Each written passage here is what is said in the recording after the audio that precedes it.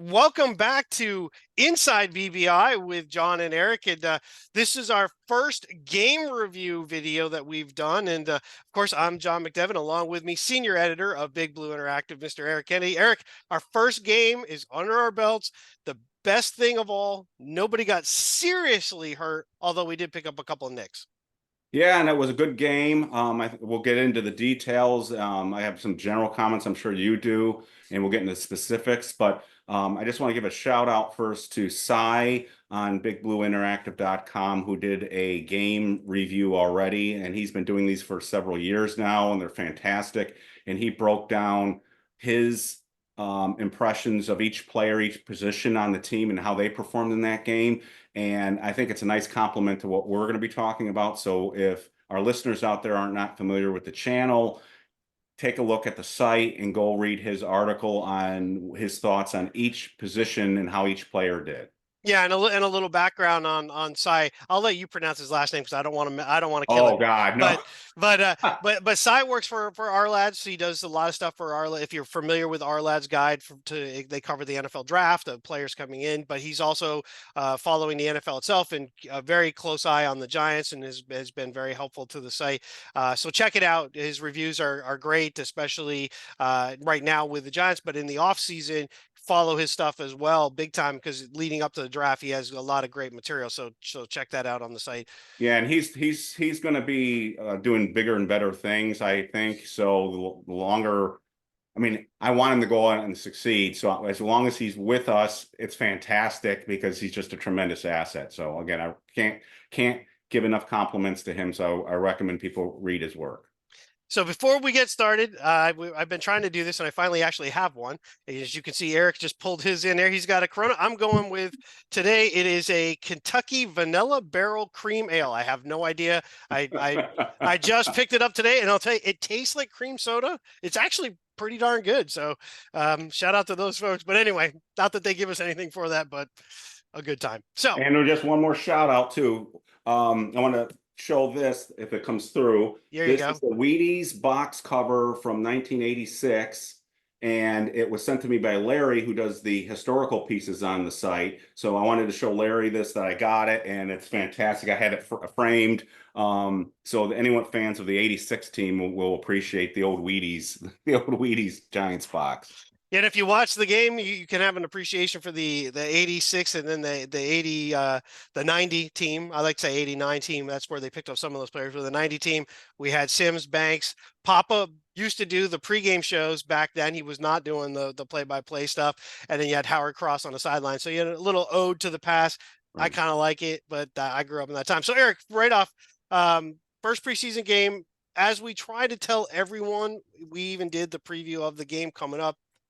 The result didn't ultimately matter. It's more what was happening, how things were happening, and then kind of individually from there. Whether you win or lose, quite frankly, I don't think any team in the NFL really cares, other than what used to be Baltimore, which apparently was a big deal that they kept winning in the preseason. So your thoughts then first, just some general thoughts overall before we break into it, and I'll throw mine in too. Well, the thing that stood out to me is this are the two areas that going into this game, if people saw our preview of this game, which we did a couple days ago, when I thought the offensive line was going to be a mess because we were playing second and third teamers. Going into the game, I thought it was going to be a mess. And I thought the secondary might be a bit of a mess because of so many young players and, again, backups playing. But the thing that stood out to me is how well the offensive line played throughout the entire game, the second and third team, and then how well the secondary and the defense as a whole played. And I made this comment a couple of times on the site. I think the coaching upgrade on defense and on the offensive line was very, very noticeable because a lot of the players that were playing, not all of them, but a lot of the players that were playing were on this team last year, and they looked much better in this game. They looked competent. They looked professional. There were a few breakdowns I'm sure we'll get into on the offensive line. Not many, not anywhere near what I thought. And and the other area where I was wrong was I thought the edge rushers would look bad except for possibly Ojulari, and it was the other way around. Ojulari was kind of like one of my duds of the game. Right. And the other guys who I didn't expect much out of they looked good, and we'll get into that too. Yeah. So my big takeaway was like, we look competent, we look professional. Don't take too much out of it because it's our backups versus their backups, but it looked like we were well run and we were physical and we were the better team. We looked better. We looked better than Detroit. The score, I think, was indicative of that. That was my big takeaway. Yeah, and I'll say too, in the past, games that can be very misleading in the preseason when you're playing backups can be in a situation where the difference between the starters and the backups really aren't that big of a deal. And that used to be a problem for the last few years for the Giants. Some of the starters and some of the backups, heck, half the time the backups became the starters. We were playing backup guys sometimes on the offensive line right to begin with. Like for other teams, they wouldn't be starting, period. So the drop off from there, you're like, oh, okay, well, we won the game. Yeah, because we're playing guys who are probably 4 deep on the other team at that point, where our guys are actually still battling to possibly even be playing real snaps in big time games. Now, our backups, though, that we were playing last night, some of them clearly are not going to make the team. But the cohesion that I saw on the offensive line, I watched it multiple times. I've watched it, the game. I've watched the all 22 on a couple of times. The cohesion on the offensive line, some of the talent pieces, and we'll get to those later, are missing. But I saw some things that I was like, wow. In the past, these guys are just letting people come through. It's like a mad dash to see who gets the quarterback first. That wasn't happening. And that was good to see. One thing I was surprised, and you and I both talked about it before, Neighbors played. Yeah. I did not expect Neighbors to play. Banks played. Hyatt played. Banks played. Yeah. The other one, too, that I was really surprised at, Bellinger played, but that's not the part that surprised me. On the opening punt, Bellinger's on the special teams crew. Oh, I didn't notice that. And I'm like, wait a second, that's our starting tight end. Like, that's the guy. Well, Like, maybe. well, at least the guy Yeah. we generally will probably play two. Yeah. So he's got to be one of the two. Yeah. Yeah. But he's certainly the guy that you're going to count on to know his responsibilities better than anybody else at the moment. Everybody else is new to the team. So I was shocked to see him on special teams. There were a couple of other guys too that I'm like, some of those guys, I'm like, that might not be a good sign that you're on the special teams right here. Bellinger's a different case. I don't think he's a problem. There were a couple other guys, though, and we'll talk about it as we go, that I think was a little surprising. But overall, I don't want to say impressed because, it was 14-3. Who cares? And I will say the one thing about Detroit, please, on our site, on BBI, Giants sites, and anywhere else that's on our show, stop begging the Giants to trade for Hendon Hooker. He came in the game after they brought in, I think it was Sudfeld was the first one in. Mm-hmm. If the Lions have an injury to Jared Goff, their season is done. Right. They are done. They are risking everything with having absolutely no backup quarterback. So let's not go there. So let's get into this. Let's start on the offensive side of the ball. Maybe just some things right off. If we want to do players, we could do players, or maybe some of the drives. But what were your thoughts early on? Let's start with the first half. Some of the thoughts from the first half. Well, big takeaways are this on offense is DeVito outplayed Locke. And I don't think anyone can argue that. If I'm the coach of this team and that continues, even though Locke has guaranteed money, if Locke looks that bad in games, if he plays, first of all, we have to see if he's going to be healthy enough now to play in weeks 2 or 3. Look, the conventional wisdom is this: they signed him to be the backup quarterback. He's not going anywhere. So the question is, do you carry 3 quarterbacks? And if you carry 2 or 3, is Locke definitely the better backup quarterback on this team? I'm not convinced of that right now. Now, again, it's one game against backups, but if I'm Coach Dable, I don't know if DeVito gives me a better chance to win a football game. I got to see more out of Locke because that was a really bad performance. That interception was terrible that he threw. He looked shaky before that. He looked a little rattled. Sims kept pointing out, which was a good observation, that he tends to roll to his right every time he feels sort of out of sorts. Even though he had good pressure, he just kept drifting over to his right. And defenses will pick up on that too. And he just didn't give me a lot of confidence. He can throw the football really hard, but he wasn't good. And then when DeVito came into the game, there was a noticeable improvement in the whole offense. I don't think that was coincidence. I think Locke was that bad in the game. That was, And and we'll get into the running backs, but I think the running backs were the star of the show along with the offensive and I, line and I and I think the key word that he used, and again, I went back and watched the all 22, is drifting. There's a difference between rolling and and drifting. then he goes and he's almost giving up yardage as he kind of moves to his right. He's sort of still backing up. He takes pressure early where even coming in from the outside, he could have stepped forward. Instead, he steps out and he's going more at an angle away from the line of scrimmage, moving to his right. And it's always that way. He always goes to his right when he gets pressure. What I didn't like about the difference between the two, and we'll get into it a little bit more, but you just mentioned it. You said you don't know if DeVito might not be the better quarterback. I'm going to say it right now. He is. There's Yeah, a reason why he is. Go back and look at the drive where the Giants move. I think we went 91 yards, ultimately the Gray touchdown. He throws the first pass is a timing pass. He throws it to the right. He drops back a little bit. He's throwing it. He's lobbing it to the right where it's going to come right down.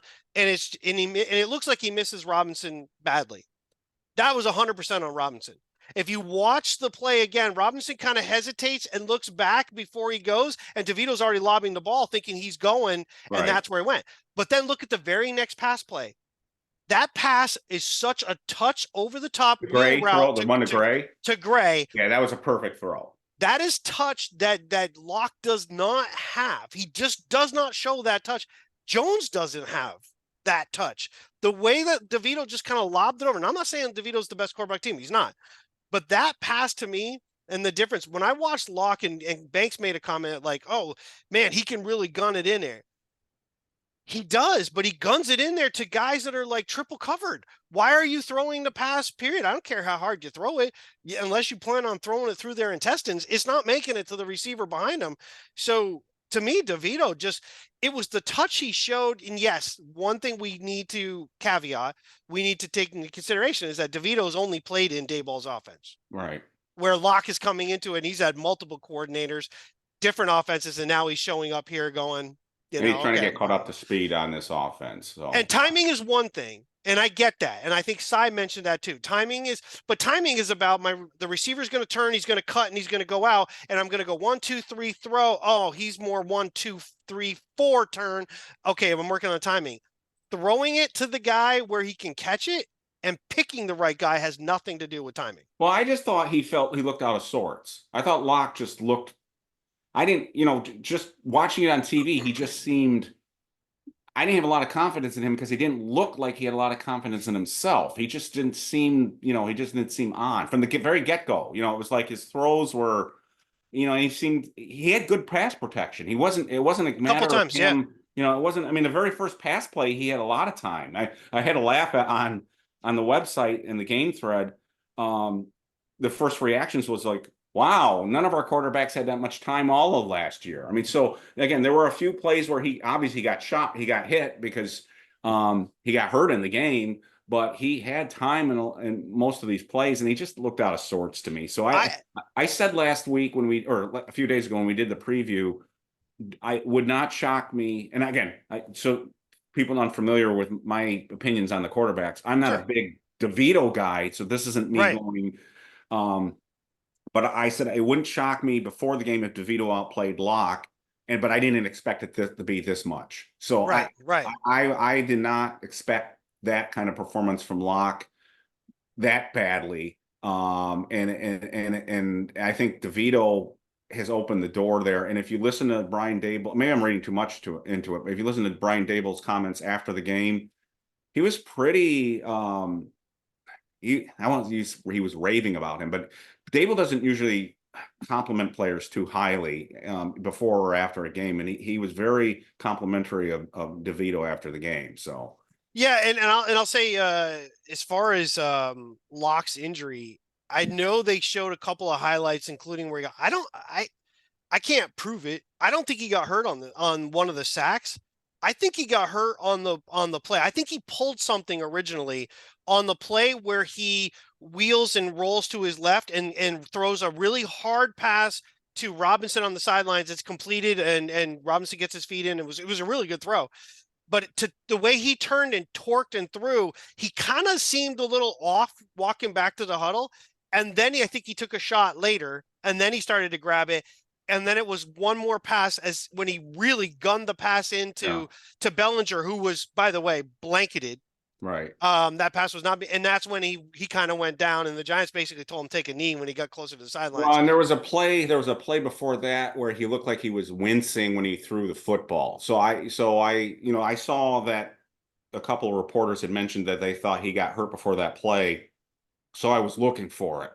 And it looked like when they had a replay of him showing him from the defensive side of the ball, he looked like he was grimacing while he was throwing the football. Yeah, So yeah. I think you're right. I think I don't know if it's like it's the hip. It might be more again he pulled that muscle in the side, and that's might be what's bothering him more than anything. So Yeah, and hopefully it's something that because I think if there's a question, I mean, me personally, you need to have three quarterbacks. We saw it with almost every other team last year. Look at the Browns. Look how many quarterbacks they went through. Look at us. We had three. Right. I mean, we were playing three, but our starter and our backup both get hurt. I got it. You got to go with three. I don't think you can pass DeVito through that somebody else isn't going to pick them up. Just look at Detroit. Detroit has got Hendon Hooker and Sudfeld. At best, they'll keep Hooker. Sudfeld was awful.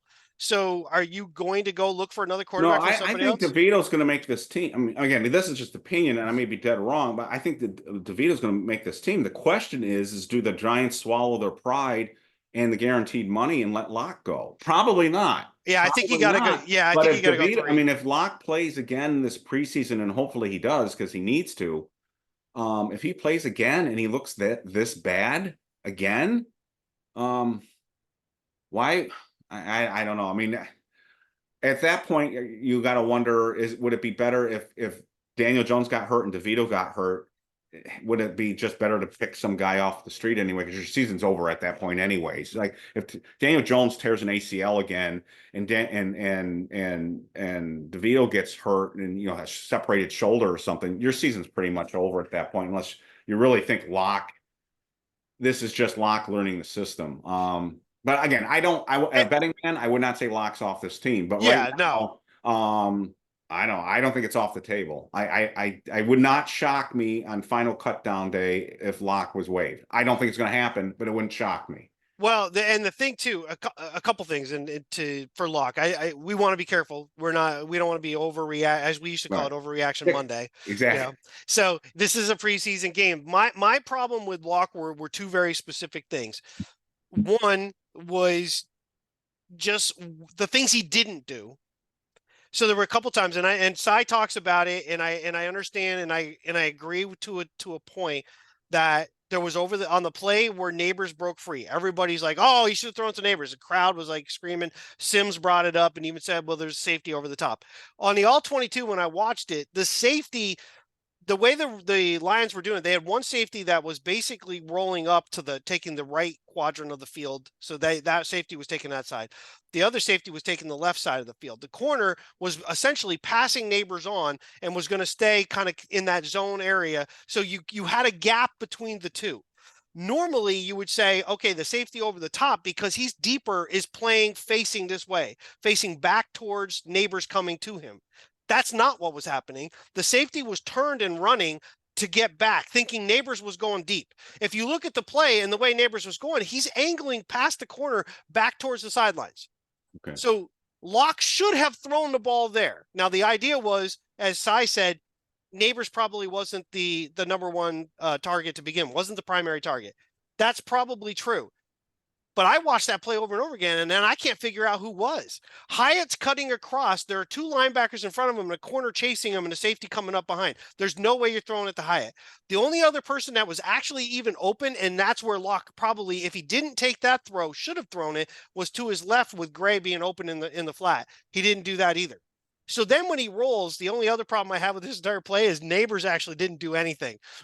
When Locke is running, Neighbors is on the sidelines, and I'm like, You either go deep or you come back, but you do have to do one of those two things. You Right. can't just stand there. So, but then Locke he waits till he gets the sideline, he throws, and he takes a shot again near the sidelines. Dayball was not happy about it.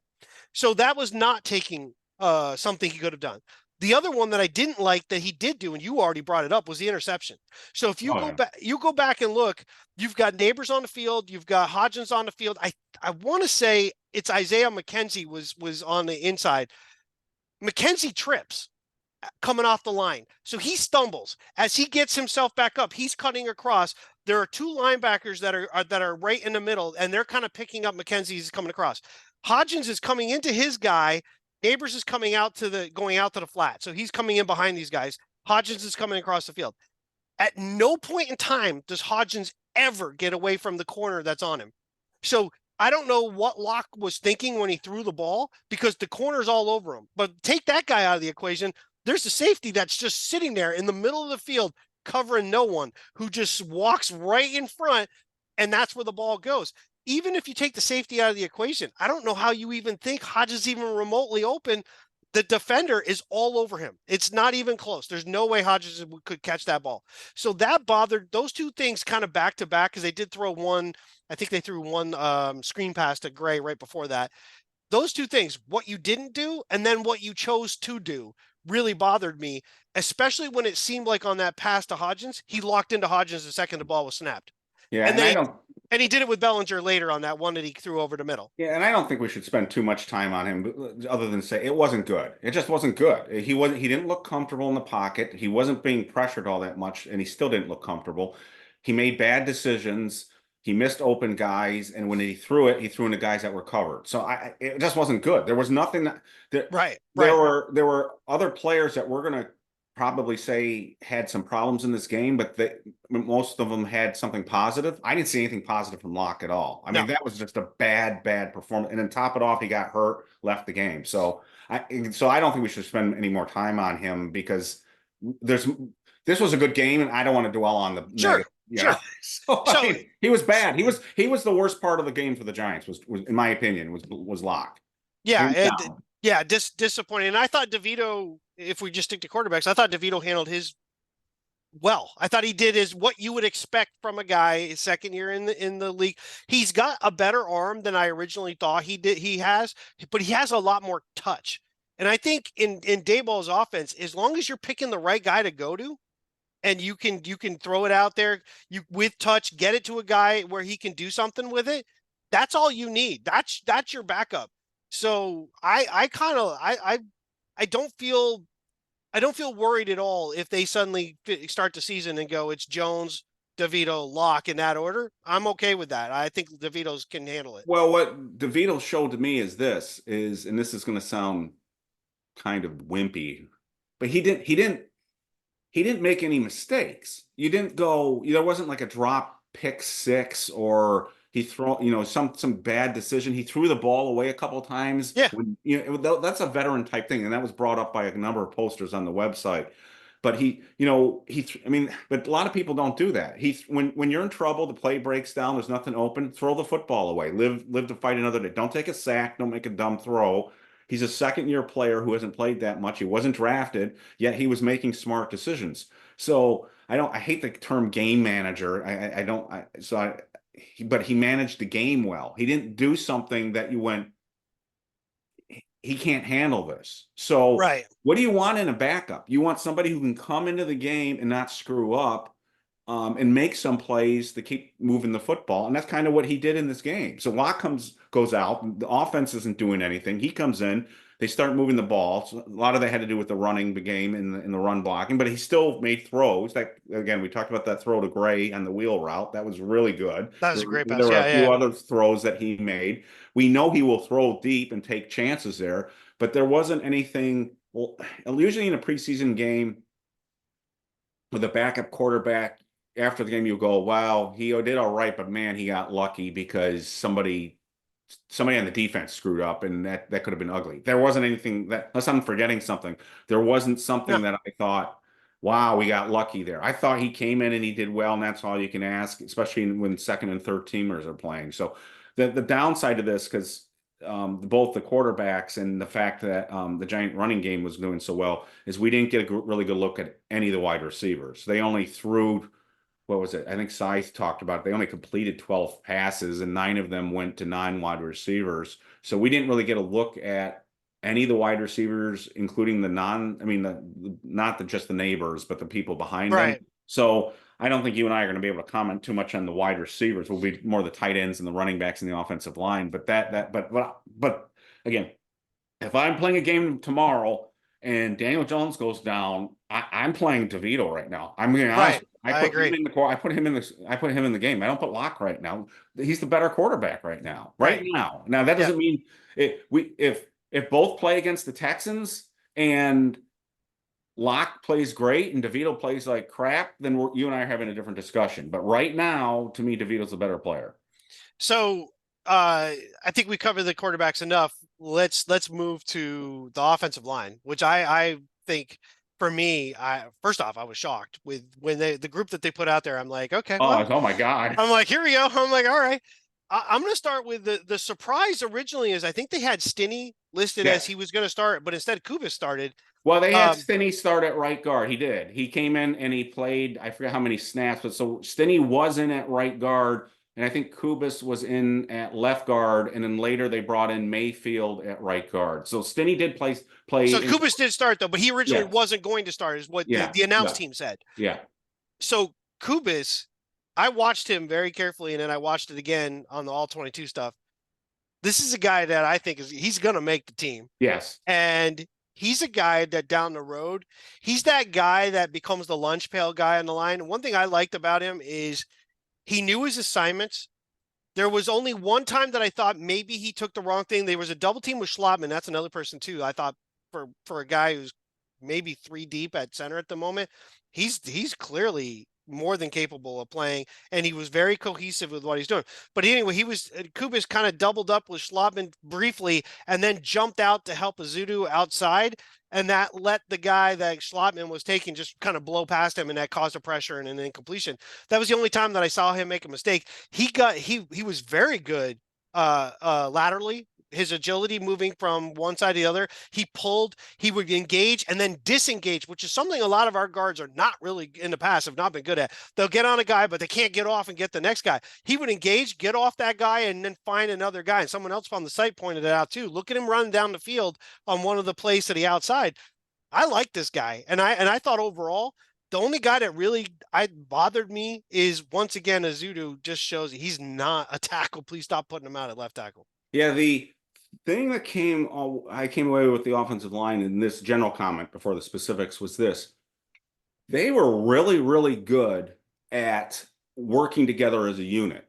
So you saw over and over and over again in this game where a lineman, they would double some guy, and then the guard or the tackle or the center would peel off and take out a second guy, get out Right. for the linebacker. So, but they all seem to be working together as a unit where, so and the really well blocked plays, you had linemen take out 2 guys, and they look like a veteran unit out there. Again, they're playing against backups and all that, but we didn't see that kind of coordination and cohesion in a long time on the Giants line. And these were guys that, again, these were no-name guys who were thrown together. Even when I saw the lineups of the starting lineup, I was like, oh dear God, this is going to be worse than I thought. Right. And it wasn't. And what I loved was seeing, again, like the right guard or the left guard block down, help the tackle on the initial double team,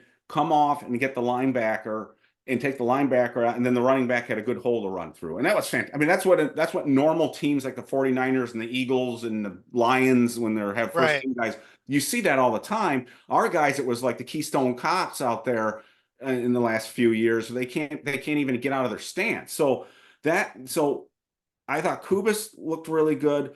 My overall impression was this: there were a couple of snaps for most of these guys where they were a little shaky in pass protection. I think even Stinney, I don't think it was Schlotman. I think Stinney gave up a sack or a pressure that I wasn't crazy about in the beginning. And I'll get into Izudu in a minute. But for the most part, the run blocking was really good. And I thought even Mayfield, the other guard, Hmm. looked pretty good, especially in run blocking. I thought he did really, really well. He's another guy that could surprise, being a surprise 53 guy. I can't carry all of these guys, but I thought Jalen Mayfield looked pretty good. We'd heard that Joshua Miles wasn't doing so hot in camp. But I thought he did pretty He's well in this functional. Yeah. game, and I thought he had some really really good blocks on runs in this game. And there wasn't anything where in pass protection that really stood out where I thought, man, he's really overmatched. Now when he was blocking Hutchinson in the joint practices, he was overmatched. So again, that's where we have to. Some people out there are going to say, well, play these guys with the starters. Well, again, they're playing Yeah. backups, and we don't really know. But I really like the guard play in this game. I thought we should give Miles a little bit of credit too, because I thought he did all right, and he's interesting ahead of Matt Nelson, the veteran. Zudu is my comment on this is this: he wasn't as bad as a lot of people are saying. I don't think he's responsible for that sack, but he did get beat pretty good on Locke's last play where the defender spun it back to the inside, and that's not where Locke got hurt, but that's Locke's last play. Right. Right. And Right. that was a clear, he got beat badly on that play. That was my big negative on him. But overall, he seemed, even on the plays that he was doing all right, it seemed touch and go to me. Like he wasn't comfortable out there. Like when Andrew Thomas is out there, and I'm not saying he should be Andrew Thomas, but Andrew Thomas is just in position and the defender's not, the defender's not going to get there. It seemed like there were a lot of plays where I was going, I want to say he did really, really well on that pass protection because the defensive end was pushed beyond the pocket, but the defensive end did get by him awfully quickly. But it was Well, again, so that he did his job, but it was kind of shaky to me. So if Andrew Thomas got hurt and you had to put the Zudu in, and I wouldn't be overly confident right now. But on the flip side, I'll say this: he wasn't the disaster he was last year. And a right. lot of people think Azudu's played a lot. He only played 5 games last year at tackle before he went on IR. So he's got 5 games under his belt at tackle. He's as green as grass. And so my positive on him in this game, and then I know I'm doing a lot of talking here. My No, it's positive fine. on him on this game is he's got better. So he's better than he was. Can he get better? Oh, hell yeah. He wasn't a disaster. So I'm not ready to give up on him at tackle, but I'm not comfortable with him out there yet. So that's where I'm at right now. So the next 2 games are going to be really big for him in my mind. So on the sack that he gave up, which partly is a perfect storm. You've got a quarterback who drifts to the right, And and you back. got to exactly, and you got to tackle. My problem when they kept saying he drove them past the quarterback. No, he didn't. He chased the guy and put his arms out, and he's trying to keep up with him. And Locke just happened to drop even deeper. If Locke really was paying attention to how that was coming and the way he sees Uzudu block anyway, he needs to step up and go to his left. But his instinct takes him to his right, and you basically just went where the guy ran right around Uzudu anyway. So they met in the backfield. I don't like Azudu at tackle at all because he shows no coordination between his feet on the move and his hands. His hands are reaching like he's desperately trying to make contact with the guy. You can see it over. Thomas is a guy, and Jumbo Elliott used to be a guy who's a slow-footed dude. When they go back, they use their size though. They're going back, and then their hands engage with the guy almost at the apex of where they're going, and then they ride them out further. But if I'm coming off the line and you're already at my shoulder and I'm reaching for you with your arms, I'm just chasing you, and I'm hoping to push you past the quarterback, and that's my problem with Azudu. Yeah, I'm not enough of an offensive line expert to know this, but this is the general impression I had. It looked like he was doing okay until he wasn't. And what I mean by that was seemed like his footwork was okay, but then it seemed like he stopped moving his feet or something, because maybe it gets along what you're talking about with the combination with the hands. But he was doing all right for say a second, and then all of a sudden his guy was starting to get away from him, and that's where you're talking about he was kind of playing catch up. Right, So chasing him. I don't know if it was his feet. I was trying to look at his feet, and I'm just not enough of an offensive Sure, line sure. expert. But was his footwork okay in the beginning, and then he just, for whatever reason, stopped using his feet the way he should? Or is it a combination of what you're saying, the arm usage or whatever? But it seemed like he was all right, all right, all right. Then the guy got by him, and it was sort of catch-up mode. And again, I couldn't say. I wanted to say I was like you. I was kind of taking notes, and I wanted to say bad job or good job, and I couldn't because I was kind of caught in the middle with him. I was sort of so it was a coin flip. I was like, was that a good pass rep for him or wasn't? And I just was like constantly in between with him. It could have been more of a disaster. I guess what I'm saying is it could have been a really, really ugly game for Sure. him, and it wasn't. Or he had the chance to have a much better game than he did. I just didn't leave the game feeling great about him. But I am not willing to say he was bad. I mean, it's really weird, and I'm not a big fan of PFF, but PFF gave him a great grade in that game. I didn't see that. I didn't see that. I mean, he gave him one of the highest grades on offense for the Giants, and I don't see that at all. I'm not Yeah. trying to knock the guy here, but okay. So we should move on with other linemen. But again, overall, I would say I got to see more out of him. I And think this was a mixed bag. and what I would say to that too is let's keep in mind backup to backup, Azuto is closer to a starter than he is to a backup in that he has been looked at as a starter before. We've Yes. now, and that's so he's playing a position is slightly out of position, but he's playing true full backups. These are guys for the Lions that are not pushing to possibly be starters or counted on the future starters. They have their starters and they weren't playing. And you're struggling out there. You could just see how, and I think you're right. I thought he did a lot better when there was a tight end to his side, which gives you a little bit of extra that half a second more. If that tight end's even remotely in the way, the lineman can't just start running, try to get running past you. His catch up mode, and that's where it became a problem. He plays catch up almost too quickly in his drop. And so then you're suddenly now you're becoming you don't ever want to be perpendicular to the line of scrimmage at that point in time because now you've been beat. You Yeah. literally you got to go as parallel as long as possible. And I know I'm stealing that from Bobby Skinner, but that's the truth of the matter for offensive tackles. But anyway, I don't think it was horrible. I just think it's obvious that's not his best place. And for us, if Thomas goes down, I'm thinking Illuminor or somebody else is probably going to play left tackle Yeah, I don't know what they're going before to do right Azuto is. now because Neal's not there. I mean, if Neal was your backup tackle right now, and he's played left and right tackle, people are going to say, "Oh God, you don't want him." But Neal played left tackle in Alabama. You can do that, so he's got more experience with that. I I would will want say him in this, before Azuto. yeah, and I will say this about Izudu. I thought his run blocking in the game was really good. Sure. I thought he did really well in that area. So, but right now, given where the line is right now with Schmitz and Neal not there, if somebody goes down, they might move Illuminor over there. But right now, Izudu's your swing tackle. That's why he was one of my must-watch guys in this Right. game because he's really important to the team right now. Good for whether you think that's good or bad, he just is. Anyways, but just again, just to go on the other guys, I thought all the other offensive linemen in this game just looked competent. They didn't. Nobody was.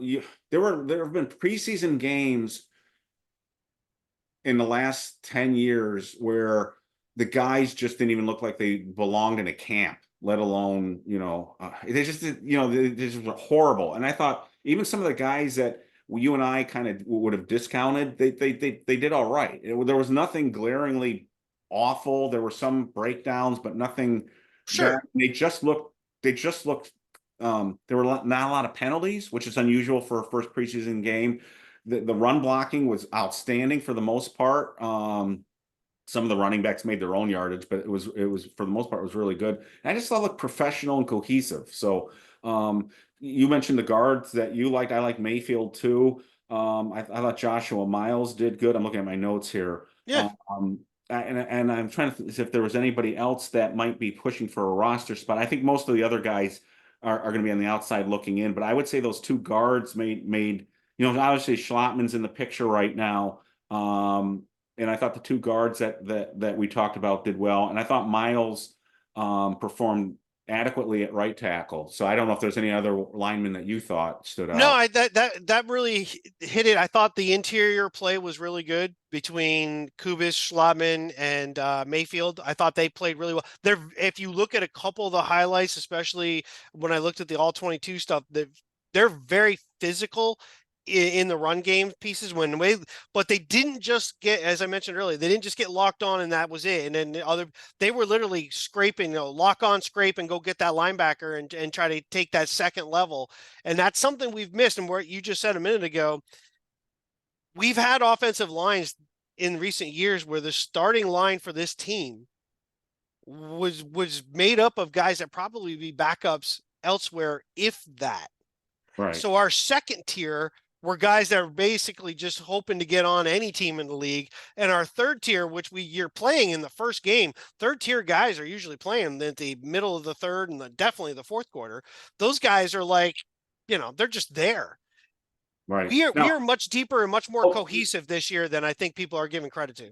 Glowinski and Pugh are still sitting on the couch right now, and I know Glowinski was benched at one point quickly, but he was playing as a starter at one point, and Pugh was playing as a starter. So we've got guys that aren't even in camps right now that we're starting for this. So I think I would have been more comfortable with the line that we had in the preseason game than maybe some of the lines we threw out Last year, yeah. year. So, but again, it was Band's backup, so you got to take it with a grain of salt. Anyway, it was overall with positive. I thought the stars of the game, other than that, were the running backs. I thought all three running backs really were outstanding.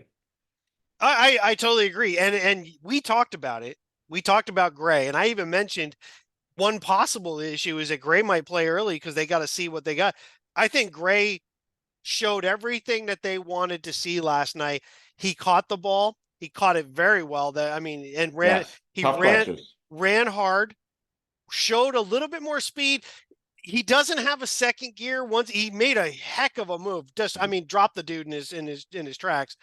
But you could see he kind of topped out speed wise, but it didn't matter. It was deep enough and they weren't catching him. It was a touchdown. I thought Gray showed everything you could have. I like Tracy on the other hand. I saw one time he made a mistake where he picked but you only see it in the all 22 where he picked the wrong gap to go with. He kind of followed the wrong blocker. But overall, I thought his vision was very good. He made people miss in a pile and picked up 5-6 yards on a run that I was like, that's pretty impressive for a guy who A, isn't a natural running back, B, hasn't really played running back much at all. He's only played a couple of years, and even then, it wasn't a full-time, I'm carrying the ball 300-400 times. This guy's got some, and then you've got the third back. He's all speed, so he's got a lot to learn, but he ran between the tackles way harder than I thought he would for a guy who's a speed guy. Yeah, I thought that's what surprised me about Miller. I didn't. I thought it was going to be. I thought his game was all outside, and it probably kind of will be given his size. But he wasn't shy about getting in there and getting hit.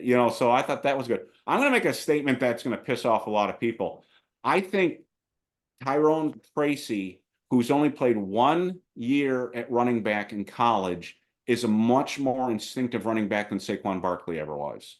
Now, I'm not saying talented, but the vision that you talked about, I didn't see the play that you mentioned, but you watched the game probably more closely than I did. But I thought Tracy made moves and read blocks, and there was one run where there was nothing there and he made yardage. I thought he did things Saquon can't do. And I thought, damn, only if Saquon had this guy's vision in the hole. Because I thought Tracy, I don't understand where he gets this from, because he wasn't this in college in terms of, the bulk of his career was wide receiver. They threw him out at running back, and I know he had a great final year at running back, but you would think that those instincts wouldn't be there. But I saw instincts from him that I didn't see from Saquon, especially in between the tackle running. And so he doesn't have Saquon's breakaway speed and his explosiveness and all that, but I thought his vision was outstanding. I thought his and Cy talked about this, his yards after contact were great, which hasn't always been a great thing with Saquon too. And this may be a fan speaking who was just tired of the drama with and there wasn't that much drama, but it just felt time for him to go. I just feel so much better about our running back situation now, and I don't know why. I just do. I like where we're at with the running backs, and we haven't even seen Singletary yet. And the people that know Singletary say he's much better than casual fans really realize. And I have to admit, I haven't really watched that much of him, so I'm kind of dying to see him play. But I just feel really good about our running back situation now, based on what I saw on Thursday night. I like the running backs. I know there's going to be growing pains. We saw there was one issue in pass protection. I think it was with Miller. And that's going to be an issue with him with size. But I just like this group, and I like the way Yeah. that they catch the football, and I just feel better about it. And I felt better about it because the offensive line is better too. Well, I think the thing with Barkley is it's probably the simplest answer of all is that when you have a guy who has the reputation that he has, you almost become forced to, well, we're going to give him the ball, and other players around him are like, oh, Saquon's gonna be able to do that. When you don't have that, everybody else's piece becomes very important. You're like, you don't have this guy that you think's a superstar back. You're like, oh man, I got to really help him out. You do a little bit extra, you block a little bit better, whatever. But I think the vision thing, though, has always been a huge issue for me with Barkley, is that sometimes he sees it, he always wants to make the big play, and he'll do that weird sort of like, I'm going to cut, and then he gets tackled for a loss, or he turns his back into the line of scrimmage. I never understood 230 pounds. Why are you doing that? Like, why not just at least hit it straight forward and pick up the yard or two versus losing the 3 or 4 and get kind of crumpled? These guys, as a rotational group, I think provide everything that we were counting on one guy in the past. Now we've got 3 or 4 guys that can do those different pieces. It also takes a defense away from going, when you know that that's who you have, and when you're a team, you're kind of like, that's who we have, and you're forced to give it to them. It becomes very easy to defend that. Yeah. It's a lot harder when you go, I don't really know what they're going to do with these guys. So one of the things that you and I talked about that we want to work on is maybe eventually showing clips of the all 22 tape. And I think if you look at Tracy's runs from the coach's tape angle, you'll be more impressed with his cutbacks too. There were a number of runs where he cut back inside. Right.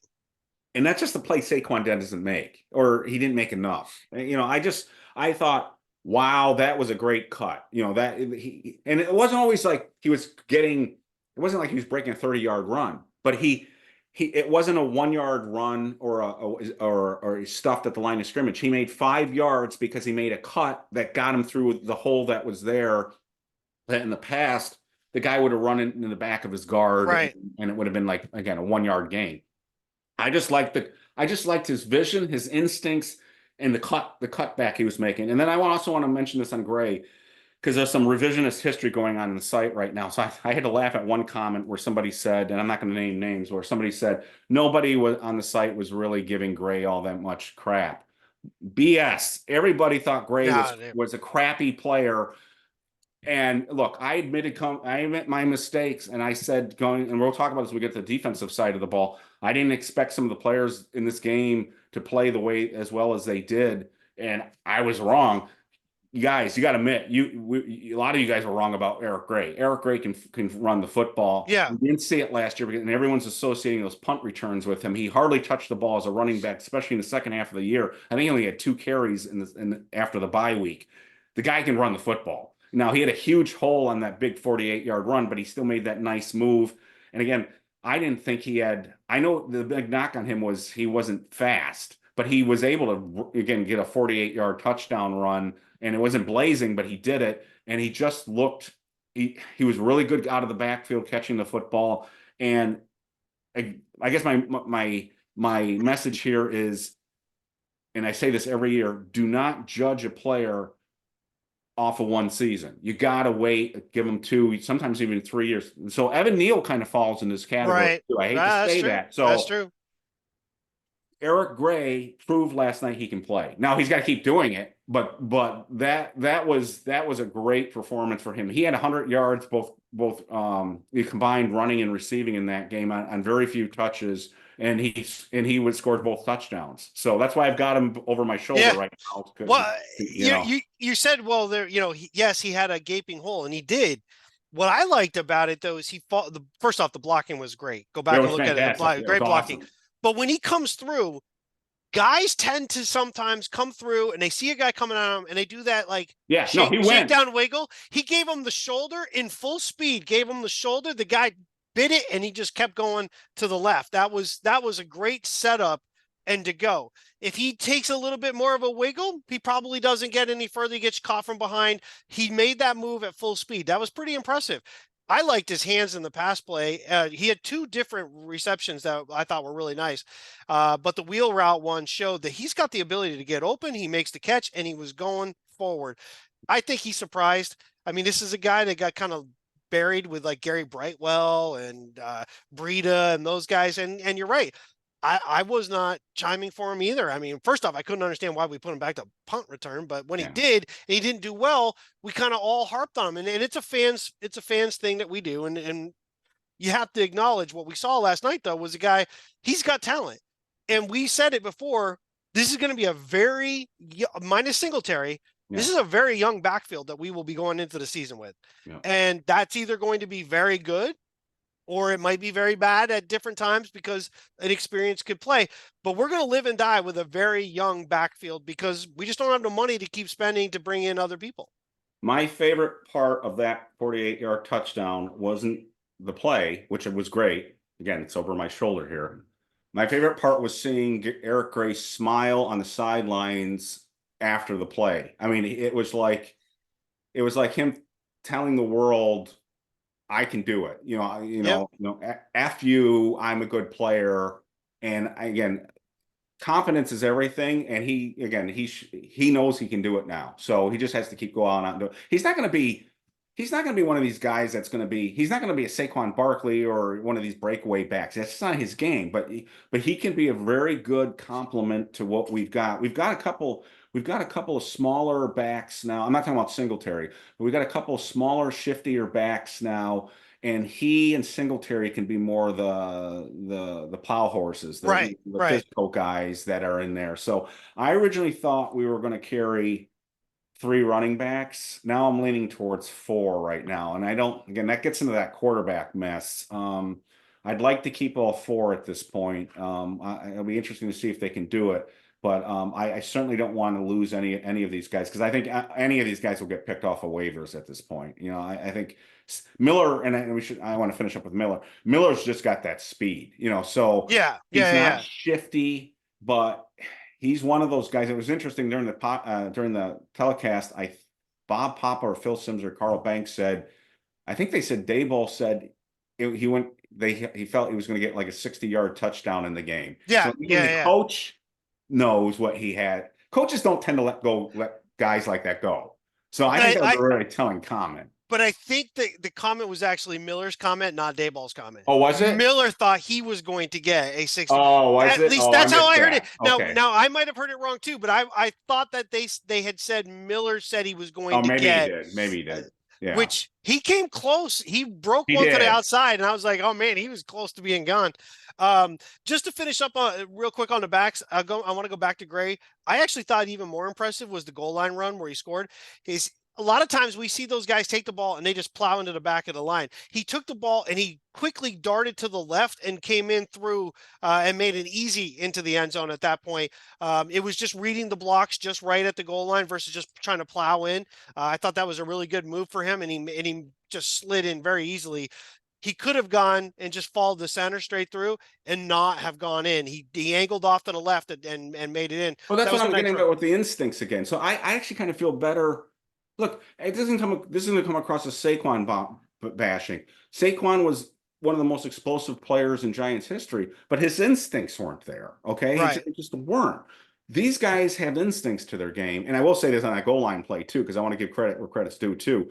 The offensive line crushed that side of the line too. So that's what I'm talking about with our backup linemen. I know our backups are playing against their backups, but I guess before we did this, we watched the game. You and I did the preview show, and we said what a mess backup offensive linemen are in the preseason. They weren't a mess. It was great. I was like, all right, let's see if our starters can do. When's the last time you had any confidence in a Giants team in the red zone running the football in from the 2 or 3 yard line?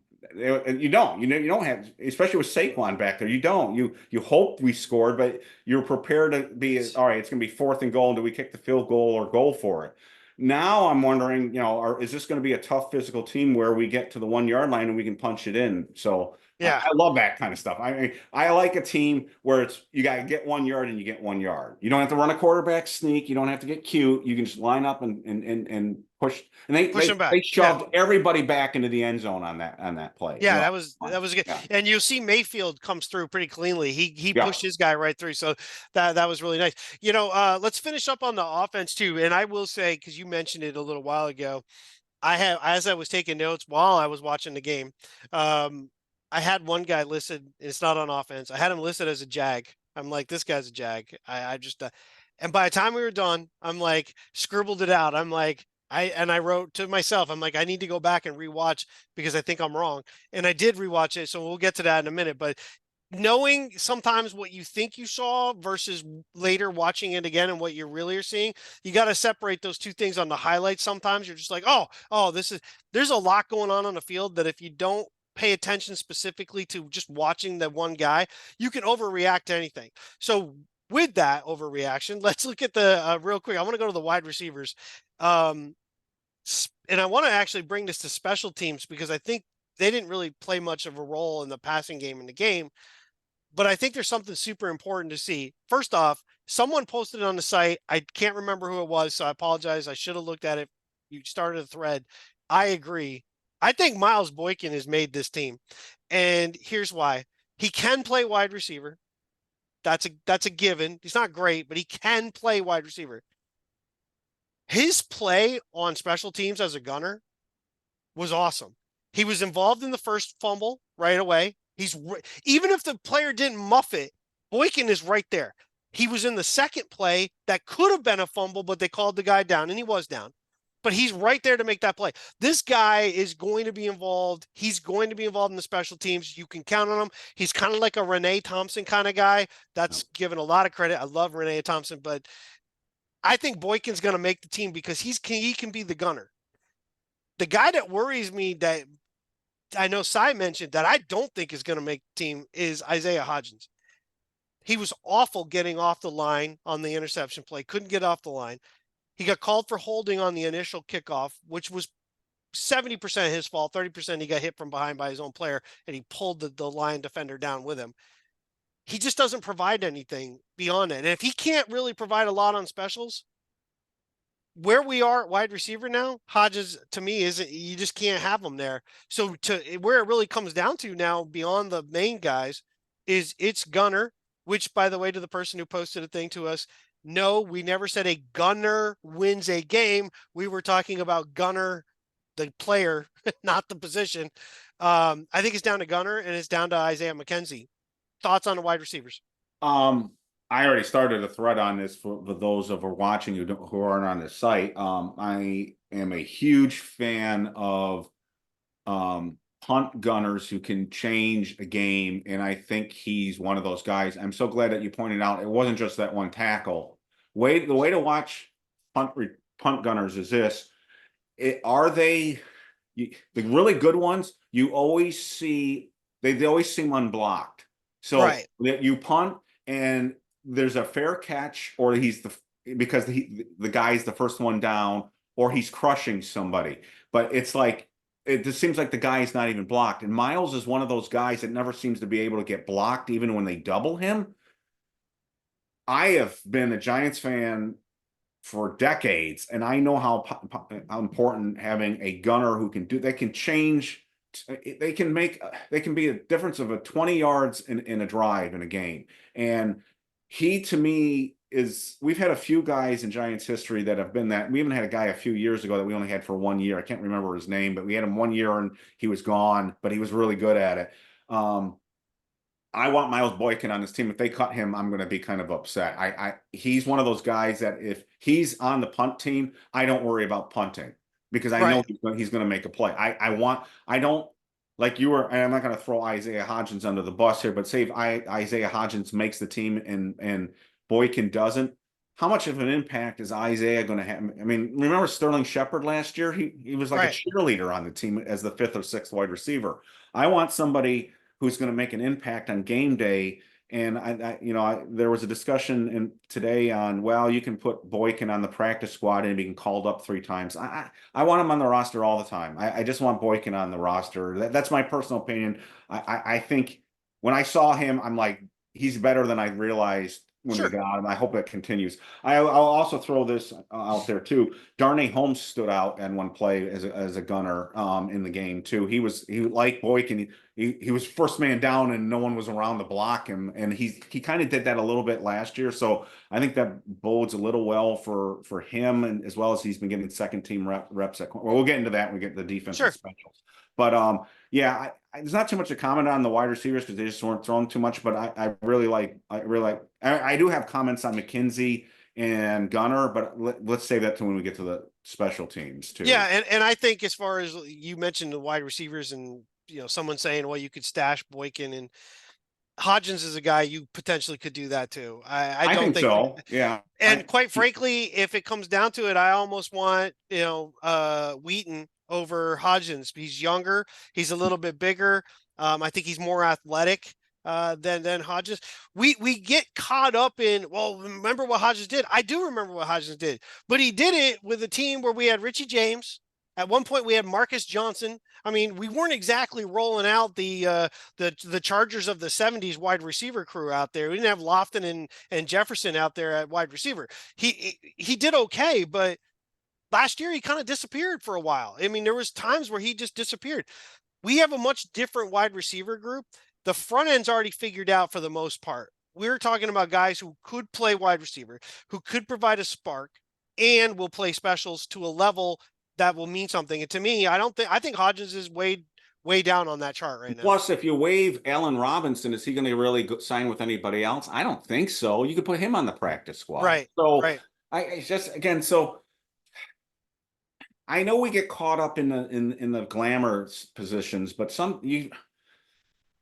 I'm a defense guy and a special teams guy. And I think you win games with guys like Renee Thompson. You mentioned that. Larry Flowers is another guy that you just, and Miles Boykin looks like one of those kind of players to me. I want him on my team. You win football games with players like Miles Boykin. Now, David Tyree was a great special teams Absolutely. player. Everyone remembers the only reason he was on the team. Yeah. So that was the only reason he was on the team. And again, remember, he's not a receiver until the Super Bowl. But those guys win games. You have, people are like, I just don't want to waste a spot on special teams. It's not, you're not wasting a spot. You're winning a football game because your special team player prevented a touchdown on a punt return or a 30-yard return. On the flip, also, he might have caused a fumble that gets the ball back for you and wins the game. So I want Miles Boykin on my team. If Miles Boykin's on my team, I feel like I have a better team. That's where I'm at with that. Yeah, and I'll comment with something you just said when we do the special teams piece, because I do think they have two mindsets that are absolutely competing mindsets without looking at the middle. We had the opposite mindset a few years ago with Joe Judge, who brought in almost exclusively people who were only special teams, and you're like, what the hell are you doing? You can only have so many special teams only guys. I'm like, you can't. Well, there's that one guy he signed that never even played. I can't even remember his name, but we got that old guy that he brought in from the Patriots, and he never played. Yeah, and it was that mindset where I'm like, wait a second, whether you're a team like where we are. So getting off that, because we'll come back to special teams. Depth wise, as far as we came into the season, a number of people kept saying we have one of the worst rosters in the NFL. And I didn't really say a lot when those things came up because I'm kind of like, well, it's hard for me to argue that point. I just don't believe it, and I certainly don't believe it now. We have talent at wide receiver. Some of it needs to be shown. Now, what I will say, we were talking about wide receivers. Jalen Hylett is still not where he should be, I think. I think he's going to be fine when you have Neighbors and you have Robinson who can play that middle, bring people forward, do a lot of the short stuff. Hyatt coming across the middle or catching, he caught that first short pass and didn't pick up the first down. He's not physical. He got bumped off his route very easily. He doesn't run his routes, and I watched it on the All-22 on one route. He kind of rounds it and then comes around the middle. He's not cutting things sharp. He's more of an attack guy. He's potentially our Gabe Davis of Buffalo in that setup where he's the deep guy. He can make some big plays, but I wouldn't count on him for a lot of the other stuff. That's going to be Robinson. That's going to be Right. Neighbors. Maybe Slayton. I mean, you would think Slayton. He's the only guy who sat. He didn't even play. So maybe Slayton or maybe some of the other guys, maybe a McKenzie or whoever. But Hyatt, I think, he's going to be still streaky. I think he's just not there yet. And you saw it a little bit last night when he was doing some, or Thursday night when he was getting bumped off his routes a little bit. Again, first preseason game, not going to overreact, but there's a reason why his position, his role is going to be different than the other guys. Well, I just think he's going to make other teams play honest on defense because he's going to blow by people. So Right. I don't expect the Giants to hide. I mean, they said Dable had 30 plays going into the game, and everything was going to be simple. I do think that most coaches don't show their best stuff in the Sure. preseason, and I think I have a pretty good idea what Hyatt's role is going to be on this team, and I think we're going to throw the ball farther down the field, and I think Hyatt's going to be a big part of that. And if I'm facing the Giants and Hyatt, I know they got to deal with Neighbors, and they're going to have to double Neighbors, but you leave Hyatt alone one-on-one deep, that's a recipe for disaster. Sure. So Sure. Hyatt still is my, and I know I'm sticking my neck out on this one. Hyatt's still one of my top three players for breakout players on the Giants this year. Fair I get enough. what you're saying. You're right. He's not the most physical guy in the world, but there are receivers in the history of the NFL. You don't have to be physical. You don't have to have the entire package, but speed. The one thing the two things he has is this: a lot of speed receivers can't catch. He can Right. blow Right. past people and he can catch. He's never going to be able to deal with physical press coverage because he's not that kind of guy. But if you play physical press coverage against him, you're rolling the dice if you miss, because if he gets a step on you, he's gone. You're not going to catch him. Right. He's going to score. So if we didn't have Neighbors and Robinson on this team, his weaknesses I think would be accentuated because Neighbors and Wandell are on this team, and Theo Johnson's going to play into this, I think, too, because those guys are on this team. His attributes are going to be emphasized, if that makes any sense. So, in Sure. other words, I think he's going to shine because of the players around him. The problem or the issue is the quarterback. So we got to, if the offensive line can pass block, the quarterback's got to get them the ball. So to finish up, because we don't want to drag Yeah, out too long, and we want to get to defense. So yeah. finish on the offense. We have the tight ends. They didn't have a lot to do. Jackson played a decent amount, made some nice catches. He had one drop, two good catches. Showed me a little bit of what he can do. Bellinger did a lot of what I thought he would do. He actually lined up in the backfield a few times, so he's playing more of that H-back role on the move. And Cy talks about that as well. Manhurts played, but didn't. Other than blocking, you didn't really see anything from him. So, and then Johnson, he really wasn't involved. I mean, he was on the field. He just didn't really have a lot to do. Yeah, the only thing the only things I want to mention is Theo Johnson did play because some people were saying, did he play? I saw him in the first half um, out on the field. It was a play where he did not do a great job on his block. It was a pass play, but that we knew that kind of coming out of Penn State. The impression a lot of fans have is because he was at Penn State, he's a good blocker. I don't think that's his game, No. and I think it kind of showed up a little bit there. The guy that surprised me with his size is Jackson. I don't see him making the team. I hope they can get him on the practice squad again, but I wouldn't completely discount him from making the team either. He's big. I mean, Yeah. you look at him and you're like, damn. Now the thing is I had negative plays on him as a blocker in the game. So he's a former quarterback. He's not built, he's a really tall guy, so you could see he would have leverage issues. I thought Banks was a little too hard on him on one play that he said I thought I thought Jackson had a decent block, but he just didn't move the guy on the play. But it kind of caused the running play to go nowhere. But his blocking was, he's not going to be a blocker, but he's really big and Yeah. he can catch. So that's what stood out to me is I knew he was big. I just didn't know he was that big. I don't know how you felt, but his size impressed me as a player. Yeah. Oh, I think right away Cager's injury, and you are know we talked about this last week. I'm not a huge Cager guy. Cager's injury is really going to work against him with Jackson showing up the way he did because they're very similar. Yes. Um, Jackson's a little bit, I believe he's a little younger, and he's a little bigger.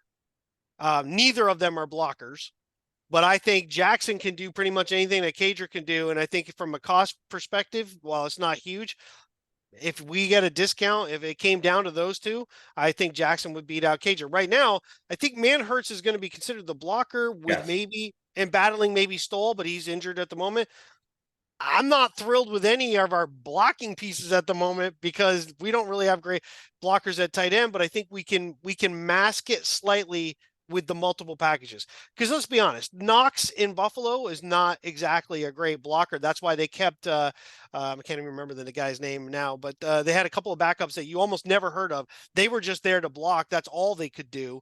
Then they bring in the tight end last year in the draft. So now you have two tight ends, but those guys aren't, neither of them are blockers. So they managed to work around that, and Dayball, I think, can, you can get around it by having the guys on the move. But if they have to drop on the line, I think we're bringing a lineman in to be the extra tight end in a blocking Yeah, situation. and man Hurts can block, and it depends if Jack Stoll makes the team, and he can block too. So, and Bellinger can block in certain roles. I mean, he's not terrible at it. I mean, Cy talked about him as a better a move On the on the move move. than Yeah. as an inline tight end. I'm still not willing to discount him developing more as an inline blocker too, because he's a big, strong guy. I wouldn't completely say some tight end is a tough position in the NFL, and Cy has talked about this too to develop because you've got to do two things. You got to catch and you got to block, and it doesn't happen. Most tight ends, unless they're special, it doesn't happen overnight. So some of these Right. guys will develop too. The one thing when I looked at um,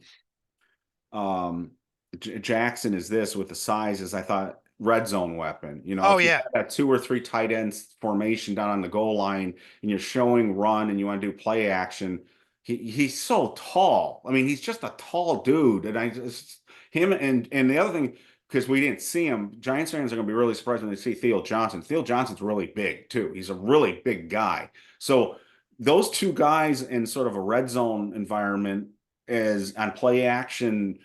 I like that. So I think both those guys could have a role. I just can the Giants carry four tight ends? I don't know. Again, it gets back to the four running back issue. So we'll have to see how this and injuries can maybe sort this Sure. out. I don't know. I hope it doesn't, but we'll see. But yeah, you're right. We should probably get onto the defense. We could talk Yeah. about this stuff all day But long. but I will say to the tight end thing, as we were talking about before, I actually think some of those guys we could pass through and they could end up on the practice squad Yeah. easier because there's so many tight ends across the NFL that teams are going to want a guy who, if they can find a guy who knows their system to be ready to go, they might throw him on as the 53rd guy on their roster. I don't think anybody that we could is going to be overly um, Yeah.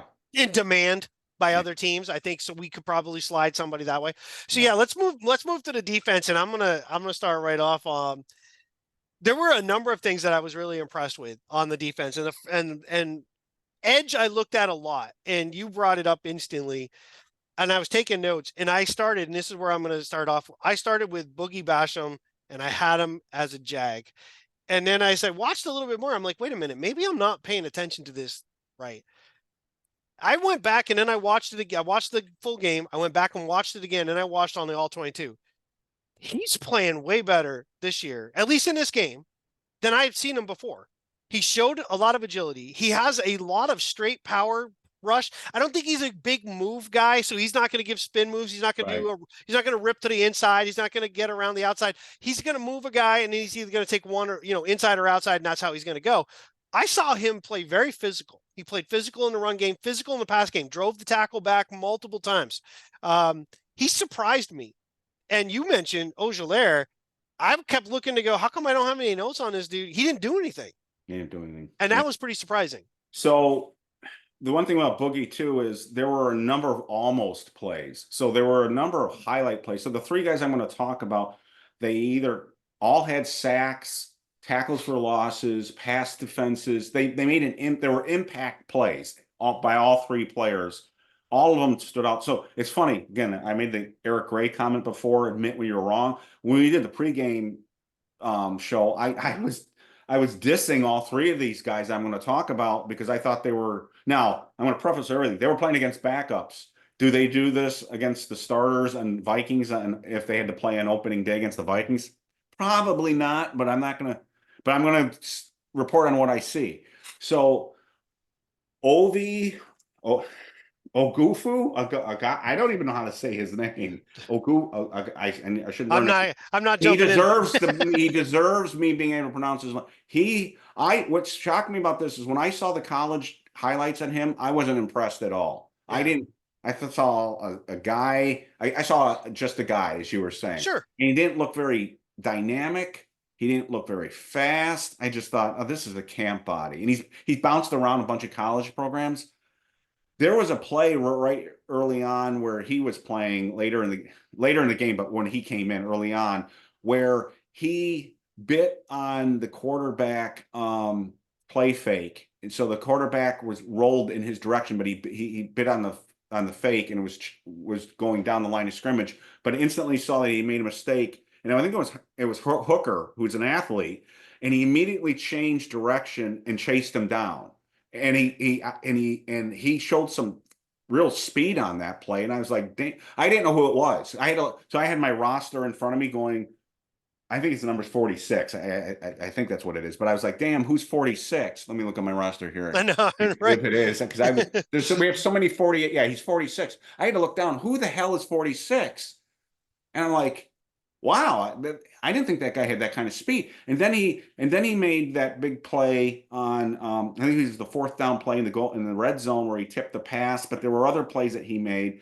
Boogie made a number of plays that you mentioned, but there were also plays where he hit the quarterback and it didn't stand out and the announcers didn't talk about it, but I'm like, again, who just hit the quarterback? And I had to rewind and it was Boogie. Yeah. And the other guy, I don't know where Benton Whitley came out. Now I think he got.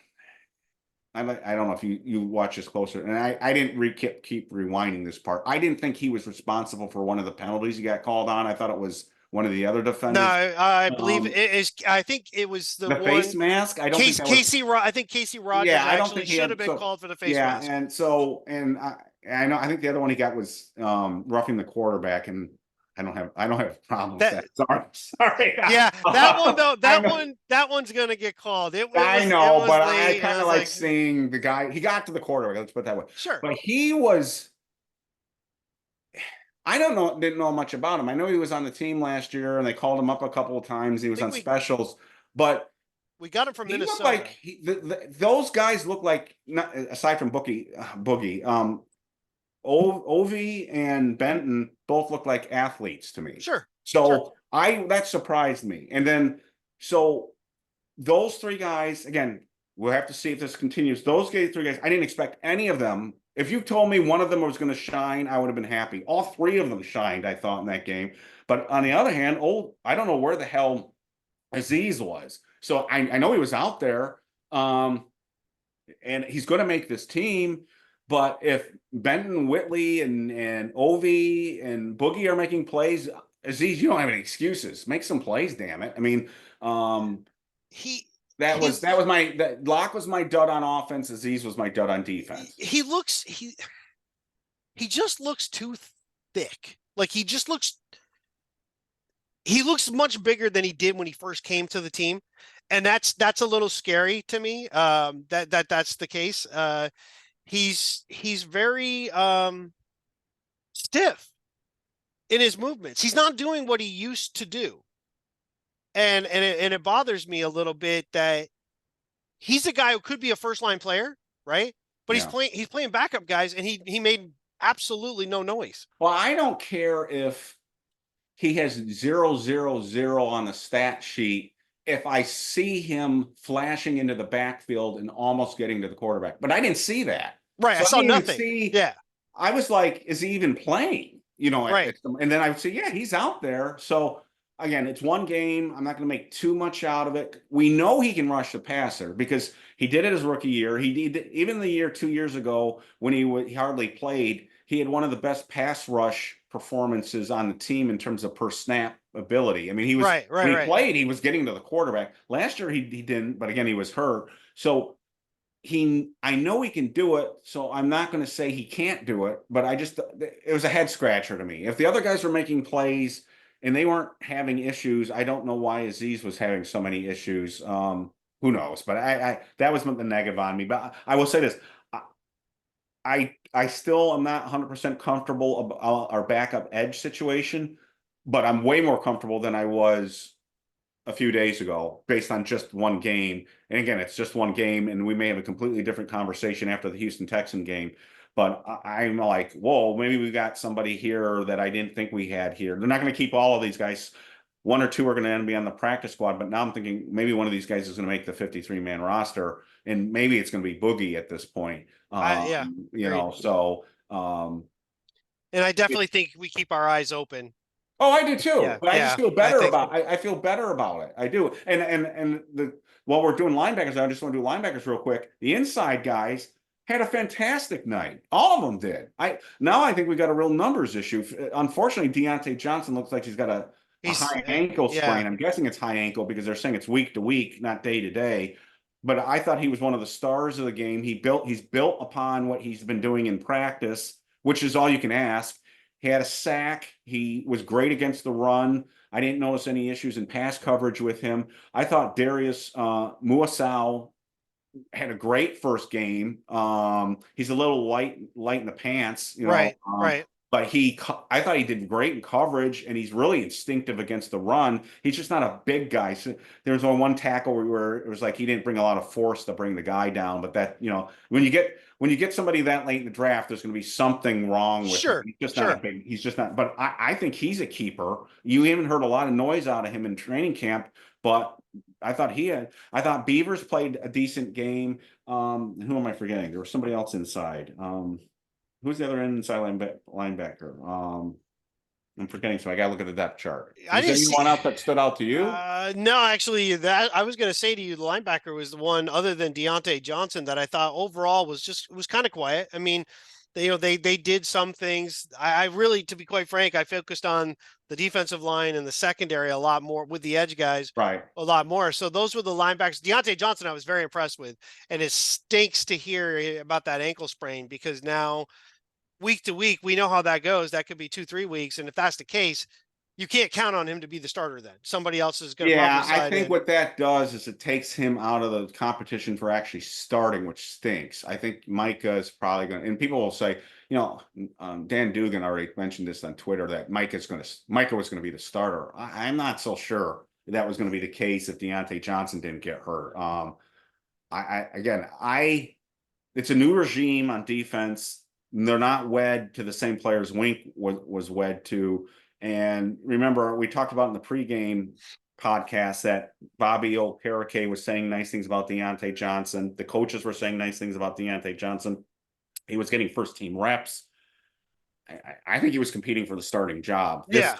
This might push that back. I don't think he's on the bubble like Dan thinks he is. I hope he's not because I think we've got a player there. So the question now is, the other linebacker was Adams. Adams actually showed up a lot. Oh, true. Yeah. He showed up a lot on a stat sheet, but I didn't have any wow plays, which doesn't mean anything because you want your inside linebackers just to be. Look, we played the run pretty well in that game, and Adams probably had something to do with that. But I thought the other players made more noticeable plays where I made check marks where I Right. said, "Wow, he caught my eye." Adams values more on special teams, so we'll have to see there. But I think they're going to have a tough cut decisions on inside linebacker. I was really pleased with the linebackers across the unit, outside and inside in this game. Yeah, I think overall you have to be the one negative per se, not necessarily with the linebackers or the Giants in general, is the fact that the Lions offense was so bad. Bad. They really, I mean, they got the one field goal and it was because of the intercept, and it was a long field goal. It's because of the interception. So without it, they didn't do anything. But let's because I don't know if this is what you intended. Let's move on to the secondary because I think we made them look bad though too. Now look, people looked at that game and they're saying their quarterback stinks. I get it. He probably does. But the one, you know how we talked about the offensive line being coherent and cohesive and acting together as a unit. We have an incredibly young secondary. And Right. because the starters weren't playing, and it didn't even matter if because the starters are young too. And we saw breakdowns in the joint practices. I didn't see any breakdowns. Zone is difficult to learn, and they run this too high split coverage. It's complicated. I've been trying to caught up to speed on it. I think it's Nick Saban's defense. It's very complicated, but they look. There weren't a lot of guys running free anywhere, and they kept Right. talking about Right. this on the telecast about there's nobody open downfield.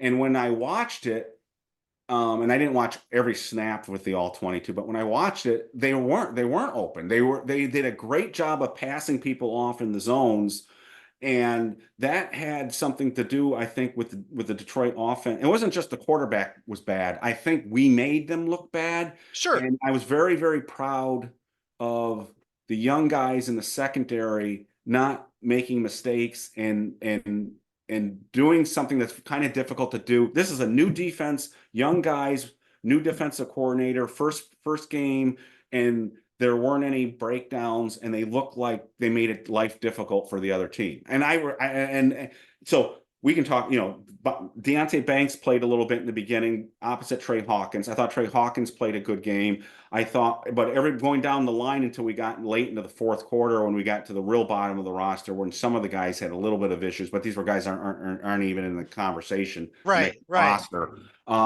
But I thought all the guys that we rolled out there at corner did a pretty good job. I mean, so I was very pleased that the mental errors weren't there and they made life difficult for the other team. I agree.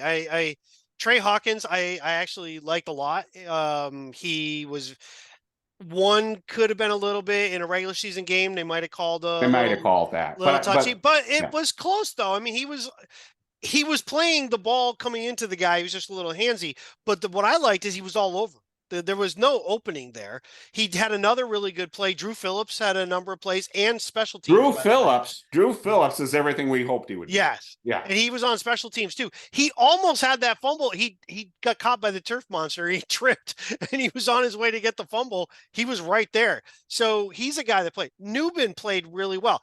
The one thing I saw from Newman that is a very minor critique is he rushed a screen pass that he came flying in. It was a quick screen to the wide receiver. He overran it just enough to allow the receiver to get away from him.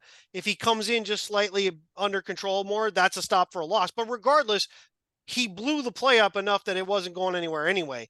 But the fact that he recognized it and jumped it, considering how little practice time he's had based on the injury beforehand, that was very impressive to see. He's a guy who's very quick. You can see he's got an instinct for the ball. So that's something that I'm really psyched to see. So overall, yeah, I was pretty happy with what we saw.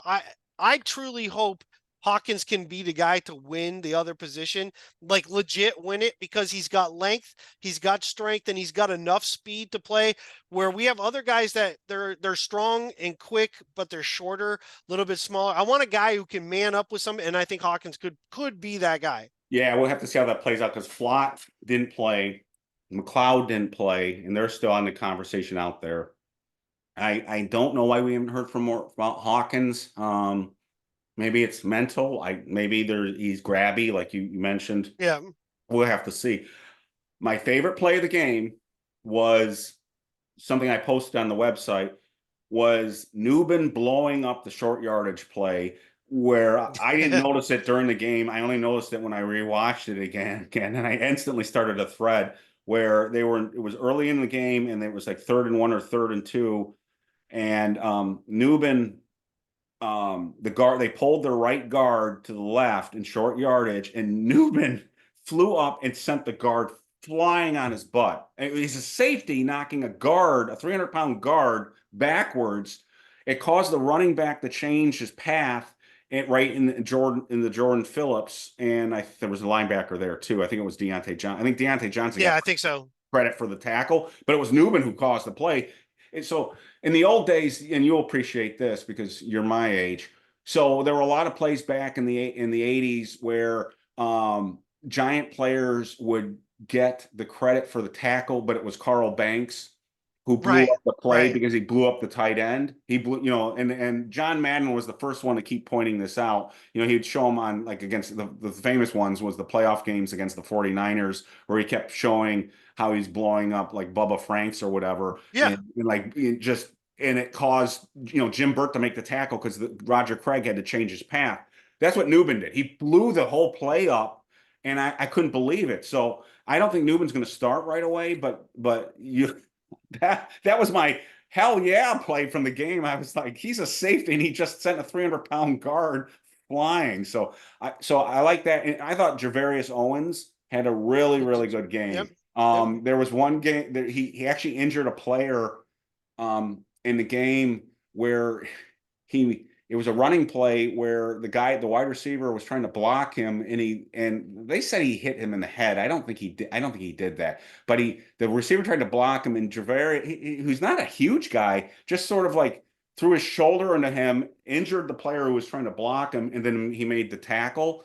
And it was a really physical play. Again, I know I'm Yeah. talking about running plays But on that's for defensive backs, but one of the reasons why our run defense has stunk is not been the defensive line so much. It's been also the defensive backs haven't been able to make plays. So if you guys got like Owens and Newman being that physical and run defense, and I know Pinnock can do that too. Hopefully Dane Belton's like that. Our safety position to me is looking really, really strong. I don't know if we need Jalen Mills at this point. I know he's the veteran, but I like our four deep. yeah. I like our four players at safety. And then so the question still is on corner. So we had the really nice interception in the game. Unfortunately, it was a turnover, but that was a great read by it was Herndon, right? It Yeah, it's was Herndon. Yeah. Herndon did, I yeah. wrote it down. I go solid play and coverage, good return, stupid play at the end. No reason to cut back. Right. He really just go out of bounds, dude. Just go out of bounds. You don't cut back at that point, and and because it's a great play until that moment. Right. And those moments could alter a season. So, it's a preseason game, not going to harp on it too much, but he's not a rookie. Right. This is a 7-year veteran.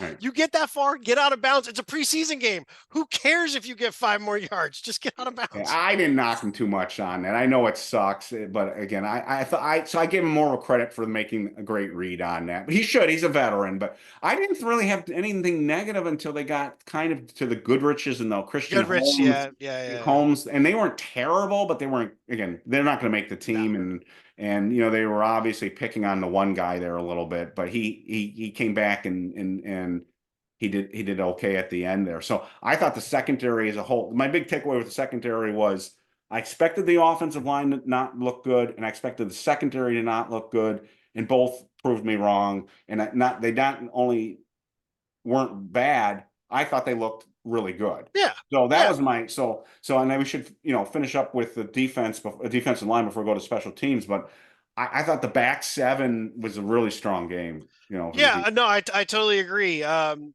yeah, in the with the idea of time in mind, we'll jump to the D line and special teams.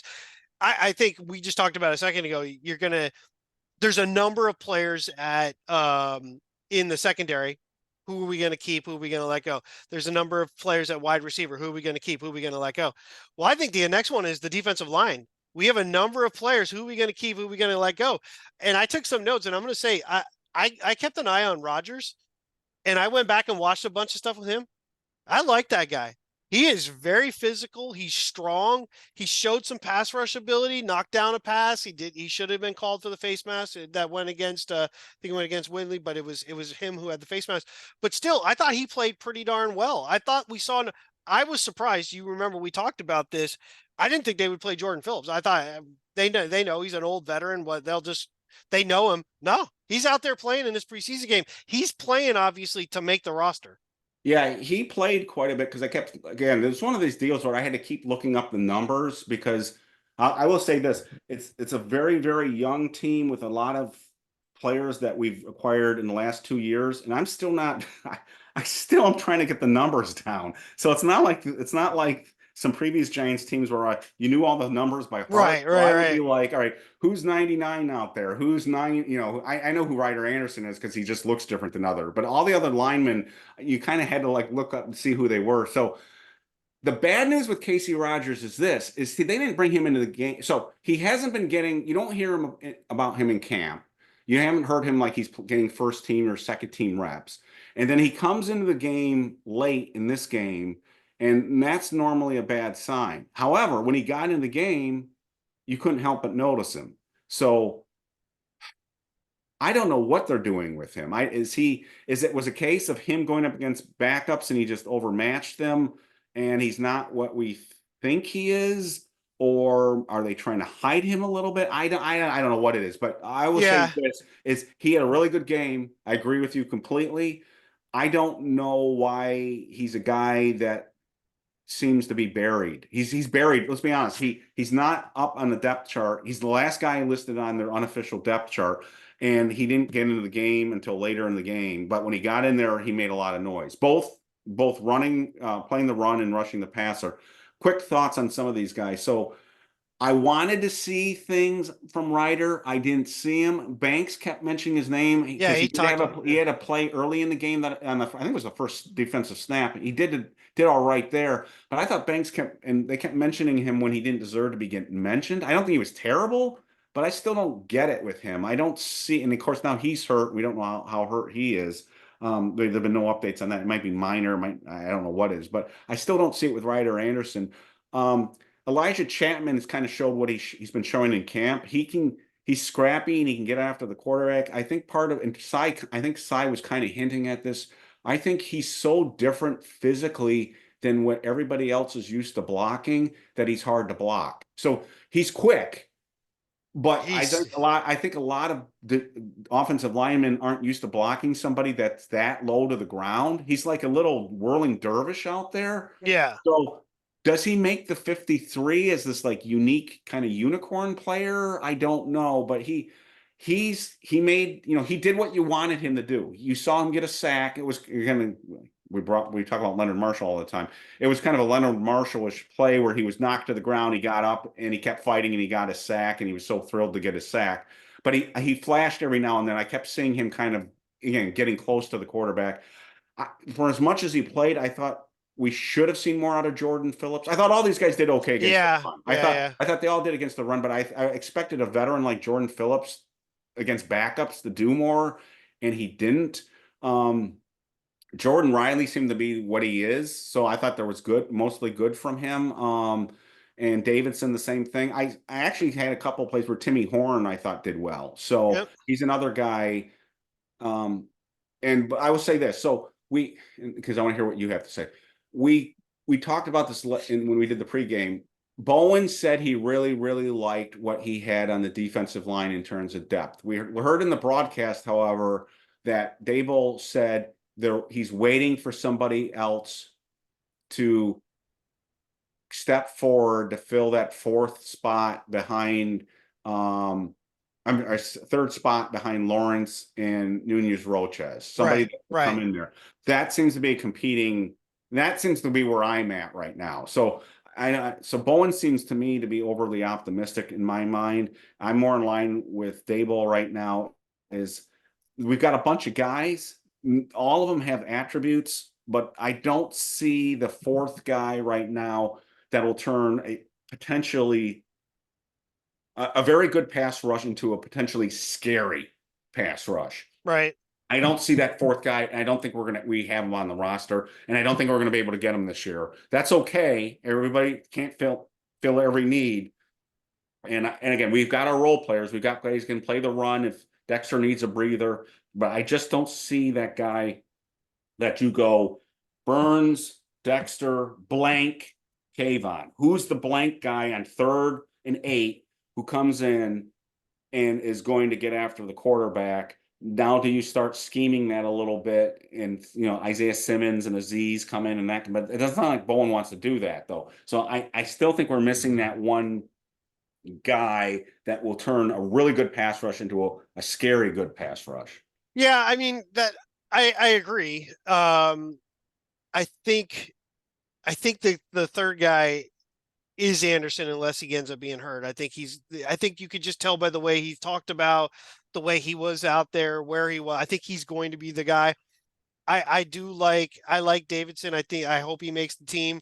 I think he's a big physical guy. He's a guy who can come in. He's not going to be that guy, but he's going to be one of the guys who can rotate in on the interior. We have a lot of guys that are very similar Yes, we do. structure wise. Like Yes. we don't have that guy who's kind of different.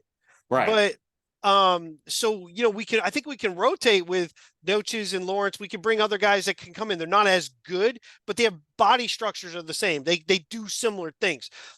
We don't have a guy who's going to be that sort of third D lineman who can be more of a two-way player. We have Right. guys that are going to be power rushers at best and space eaters, but not really movement guys. Now, doesn't matter though. If we have Kayvon playing as well as we think he can play, and you have Burns being the guy we think he's going to be, does he have to, when you have Lawrence and you hopefully have Noches doing his thing, do we need that guy to really be that, or just be a guy who can just absorb blocks and take advantage of it? I'm greedy. Right. So if you're playing the Giants, I think they're going to have to focus a great deal of attention, stating the obvious, on Dexter. And they're going to have to focus a great deal of attention on Burns. Okay. We're going to still have to see, is Kayvon going to be consistently good? But he's not Right. bad. I know he's not bad. He got 11 and a half sacks last year. Teams can't ignore him. He can get after the quarterback. It's just a question, is he going to get to a different level? So I look at him as he's a threat. He's a good pass rusher. When you start doubling or paying more attention to Burns and Dexter, it leaves such a fantastic opportunity for a one-on-one situation with the guard if you've got that guy that's a notch below Dexter who can get after the quarterback. And so if you can get somebody who is just a bitch to block and pass protection, it turns a really good pass rush into a great pass rush. That's where I'm coming from. So I'm not saying our pass rush is going to stink. I'm being greedy. I'm saying I want to put the fear of God into people when they play the Giants on third down, because and rush by rushing four and dropping everybody else, because that's what Bowen's going to do. So if you can rush four guys and make life miserable on the quarterback, and you can drop the other seven, your defense is going to be really, really, really good. That's kind of where I'm at right now. Sure. I'm greedy. So I hope people aren't taking me the wrong way on this. I just want excellence, and that's kind of where I am right now. And I just want that other guy. And it might be one of the other edge guys, a Boogie, an Ojolari, who's going to come in, and we're essentially playing three edges instead of two linemen and two edges. We did it before. I mean, I say we had Kiwanuka, we had Tuck, we had Strahan, we had OC. We played four guys, and those four guys could never be the four guys playing the line down in and down out. They'd get run over eventually. But when it came passing time, we could put those four guys on the line, and offensive linemen could not block that group, period. Maybe we're in a similar situation where Lawrence is going to be a guy. He's going to be a big physical guy. You're almost going to have to double him regardless of the edges, or you're asking for each play to be blown up, because the easiest way to the quarterback is a straight line. So if the inside is just busting through, it won't matter if Burns and Thibodeau are taking a little bit longer to get around, because Lawrence is just going to collapse it. So you're going to have to double him. So other guy just needs to be decent. He's just got to be physical. Yeah, I guess what I'm saying with, like, so if you play Aziz out there, he's got to be outside because he's just not built that way. So you have to almost have Burns and Aziz outside, and I think you'd have to put Thibodeau inside, maybe as a stand-up role. But I just don't think Bowen plays it like that. So, like, if we knew Nunez wrote, see, I think Aziz is bigger than that. I think Aziz, he's too big. I almost would line him up inside. And you would? Yeah, I don't know. I don't know if he could do that. I don't know. We'll have to see. I mean, we're talking pass rush only, not I regular know that. downs. Oh, I know that. No, I don't want anybody freaking out. No, I know he'd get run over in a run game. No, I'm just thinking from pass rush. But just imagine if we had a Tuck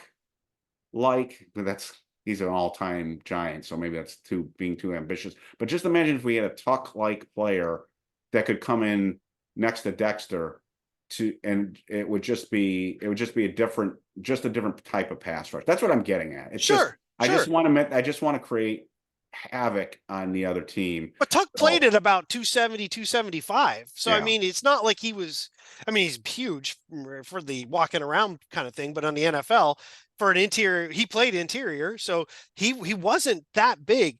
So, like, even a Boogie, I mean, he's still got a lot of weight in his lower body. So, a guy who could be stout. But again, I think one of those other guys I would like to see, you'd like to see Anderson take it, but I don't know enough about him to really believe that he can be. They talk about him a lot, like they're expecting, but is that just talk, like we're saying it because he's the guy and the rest of them don't have the pass rush ability he does, so we're talking him up?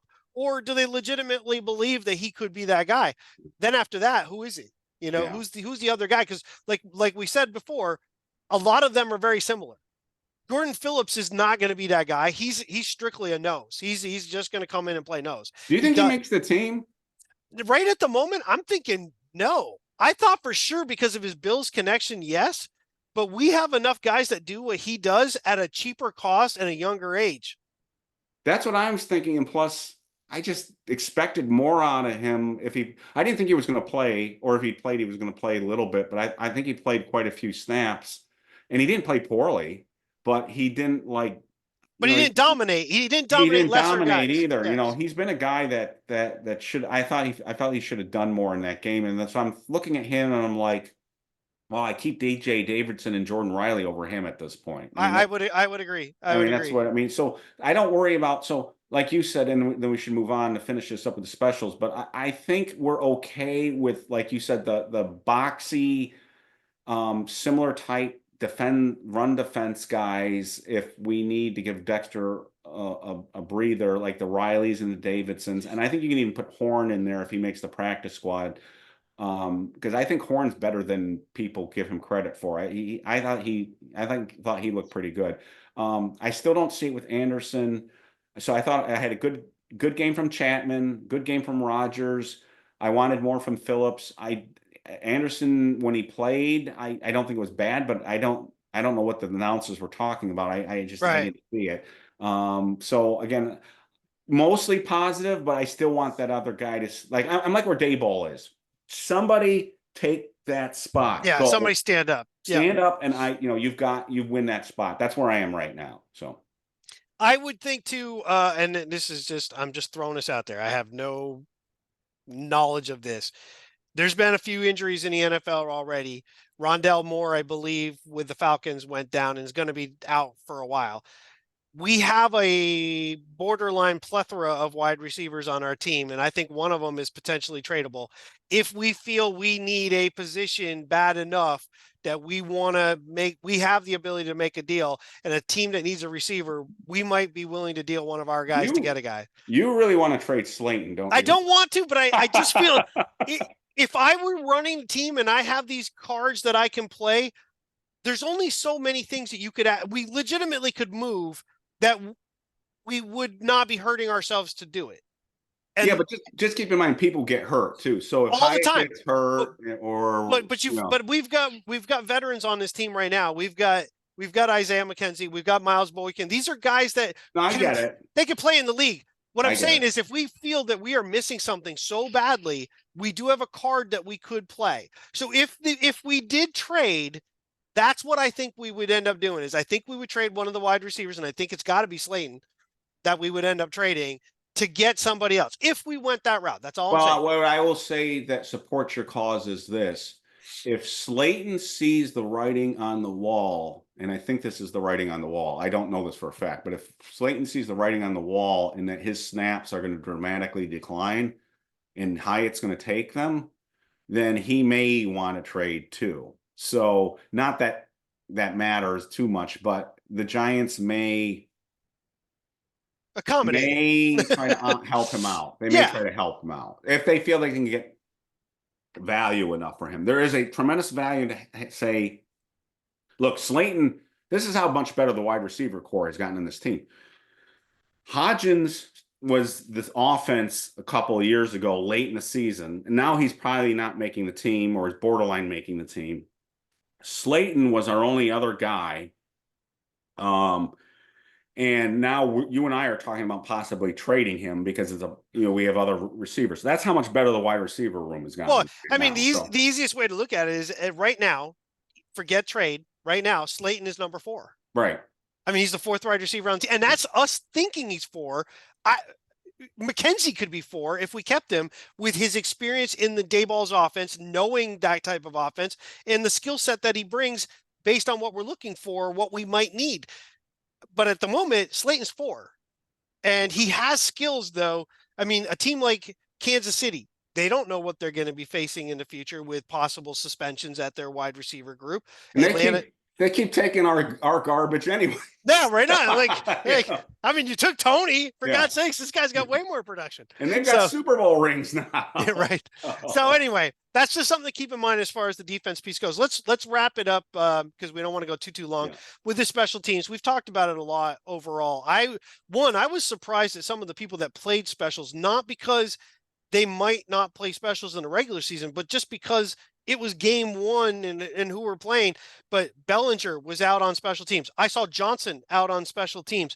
You had McKenzie, obviously is going to be a returner. He's in coverage. Miles Boykin was on. Hodgins was on. There were a number of players. Drew Phillips was on specials. These guys were playing prominent roles in the actual game itself on offense and defense. Yeah, that's surprising. You paid more attention to that than I did. I didn't notice. I know some of those names, but not all of them that you mentioned. My only quick comments, I had 2 comments on special teams other than the Miles Boykin point that I made earlier. Make the team. Hey, if the Giants are listening, Miles has got to be on the team. I didn't notice this on the television feed. I saw it on the All 22 feed. Both teams were very, very fortunate that a kick return didn't go right up the middle for a touchdown. Both had gigantic holes right up almost like the entire middle of the field. I don't know what the returners for us and Detroit were doing. They didn't if they just run straight up the middle of the field at full speed. I was thinking like if Dante Miller was back there, and he just ran. I'm not saying he was the returner; he wasn't. But if he had been back there and he had seen the hole right in front of him, he just would have been gone. And it happened on both sides of the ball.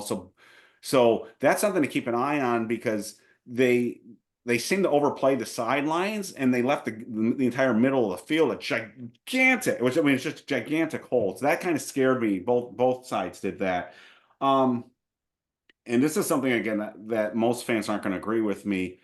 To me, Gunner is one of the most interesting returners out there because he's got 2 career touchdowns, but when I see him return, he seems so sluggish to me. So the results don't match what he looks like to me as an athlete, and you may have a totally different perception to me, but when I see him return the ball, he just doesn't seem very sudden or quick to me. But again, he's got a touchdown here, and he's got a touchdown with another team in the league. I just see a more dynamic athlete with McKenzie, but he had the muffed punt. It was raining, so maybe that was contributing. But McKenzie does have a history of returning and scoring too on returns. I would go with McKenzie over Gunner at this point because Gunner just doesn't seem as dynamic to me, even though the evidence suggests otherwise because he's had those long returns. When he catches the ball, I'm like, he just doesn't go. He doesn't seem to have that gear to me. So that's what stood out to me with him. And a lot of people won't agree with me on that. I just don't see it. It's funny that you say that because I was trying to think before we were going to come on how I wanted to explain my thought process on this particular subject, and I kept thinking, the second I try to say this, it's going to sound like I'm saying one thing and I'm not, but I don't know how to say it any other way. So I look at it this way. I think of Gunner as the guy I don't worry about. Yes. That I know he'll catch the ball. McConkey. Except for he has more ability. He has more capability than McConkey. Right, yes. I know he's going to catch it. He's going to make the right decision. He'll fair catch it if he needs to, but he generally doesn't. He'll make the return, but he won't take a blasting hit right away. He kind of sidesteps it, but your chances of big plays, regardless of the touchdown, and even then, there was a lot of luck involved in some really bad tackling that allowed him to keep going because you thought he was down and he wasn't. It wasn't like he was just juking people and taking off. Right. Other than that, your big playability is minimal. McKenzie, on the other hand, he's a potential guy who could really rip a big one, but he's also the guy that also muffed the punt and had to go back and get it. So it's which of those two things are you're more comfortable with? The occasional muff, but I might get a really big play out of it, or the guy I know is never gonna do anything bad. I can count on him, but we might not get a lot of big plays And out of it. Gunner's been like that with the Giants, but if you look at his career stats, Gunner fumbles. He does. So one of the reasons why I think he was available to the Giants was he was a fumbler, but he hasn't done that here. So Okay. so our impression of him is what you just said. He's reliable and he's going to do the right thing. We liked him last year because he steadied the ship. We had a disaster on Yeah. special teams and he steadied it. And then he returned that one for a touchdown. And we're like, well, why didn't we do this from the start? I just when I see him, I don't see I don't see dynamic punt returner. And I agree with you. He's been steady, but then I also look at his career fumbles. I think he's got like 8 in a limited number of, and I have to go back and check that, but he's got like 8 fumbles in a limited career. And so that's in the back of my mind too, like Mm, we not seen that yet. And the other thing that McKenzie brings to the team is, again, I talked about this, and the other thing is he can come in and be the slot receiver if something's wrong with Wandell. You can use him in yes. that kind of role. And Dable did speak well of him. I think it was this week. So I'm not sure what to make out of that. I just don't think it's going to be. I'm not 100% sure it's going to be Gunner. Yeah, I think again, versatility is huge, and Gunner provides very little versatility. He's not really going to play offense much at all unless it's desperation. McKenzie can. McKenzie could be, he could literally, if Wandell went down, he could easily be that guy. That's the role he's played on other teams. Boykin is a guy who's also played offense. He's one of the biggest problems with Boykin in his career is he's played with guys who haven't been great quarterbacks in terms of passing. He played with Lamar, but they kind of threw to very specific people, and Boykin was really down the depth chart as far as that went. So he wasn't on a passing team where he would have been showing his skills a little bit more. I think they both bring more to the table in terms of special teams and offense versus Gunner is basically special teams. It's Right. just, is he so much so that you kind of just want him? I'm with you. I'm on the fence about whether he makes it. I think Boykin's going to make the team. He's going to be the special teams guy as far as the coverage goes. Right. And he's probably number 6 at wide receiver. So Right. then that means you're going to go with it. Can you have another guy who's really 6A at wide receiver, or is it a guy who's going to be number 5? And I think that's more of a McKenzie guy. Yeah, and that's where I'm at. You kind of said it better than I could have said it. That's kind of where I'm at. And the other thing too is before people say, "Well, I don't want to roll the dice again with returners with McKenzie." Well, McKenzie has a history of being a returner. This Yes. isn't like last year with Eric Gray. It's not McKenzie. Wherever McKenzie's been, he's been a returner, so he can do that. He doesn't have. I don't think he's got a history of being unreliable, dropping the ball. I'd have to look at those stats. I know that's been an issue with Gunner at times. But that's so to wrap this up on the specials. There are a number of players on this team. You talked about Joe Judge earlier about being too heavy on specials. There's a number of players on this team. The question is, do they keep certain players because of their special teams value mainly? And what I'm getting at are the Carter Coughlins, the Matthew Adams, 2 inside linebackers who are special teams players, but aren't really studs on defense. Do you keep them over somebody like a Beavers or Deontay Johnson or a Muasau, inside linebacker types there?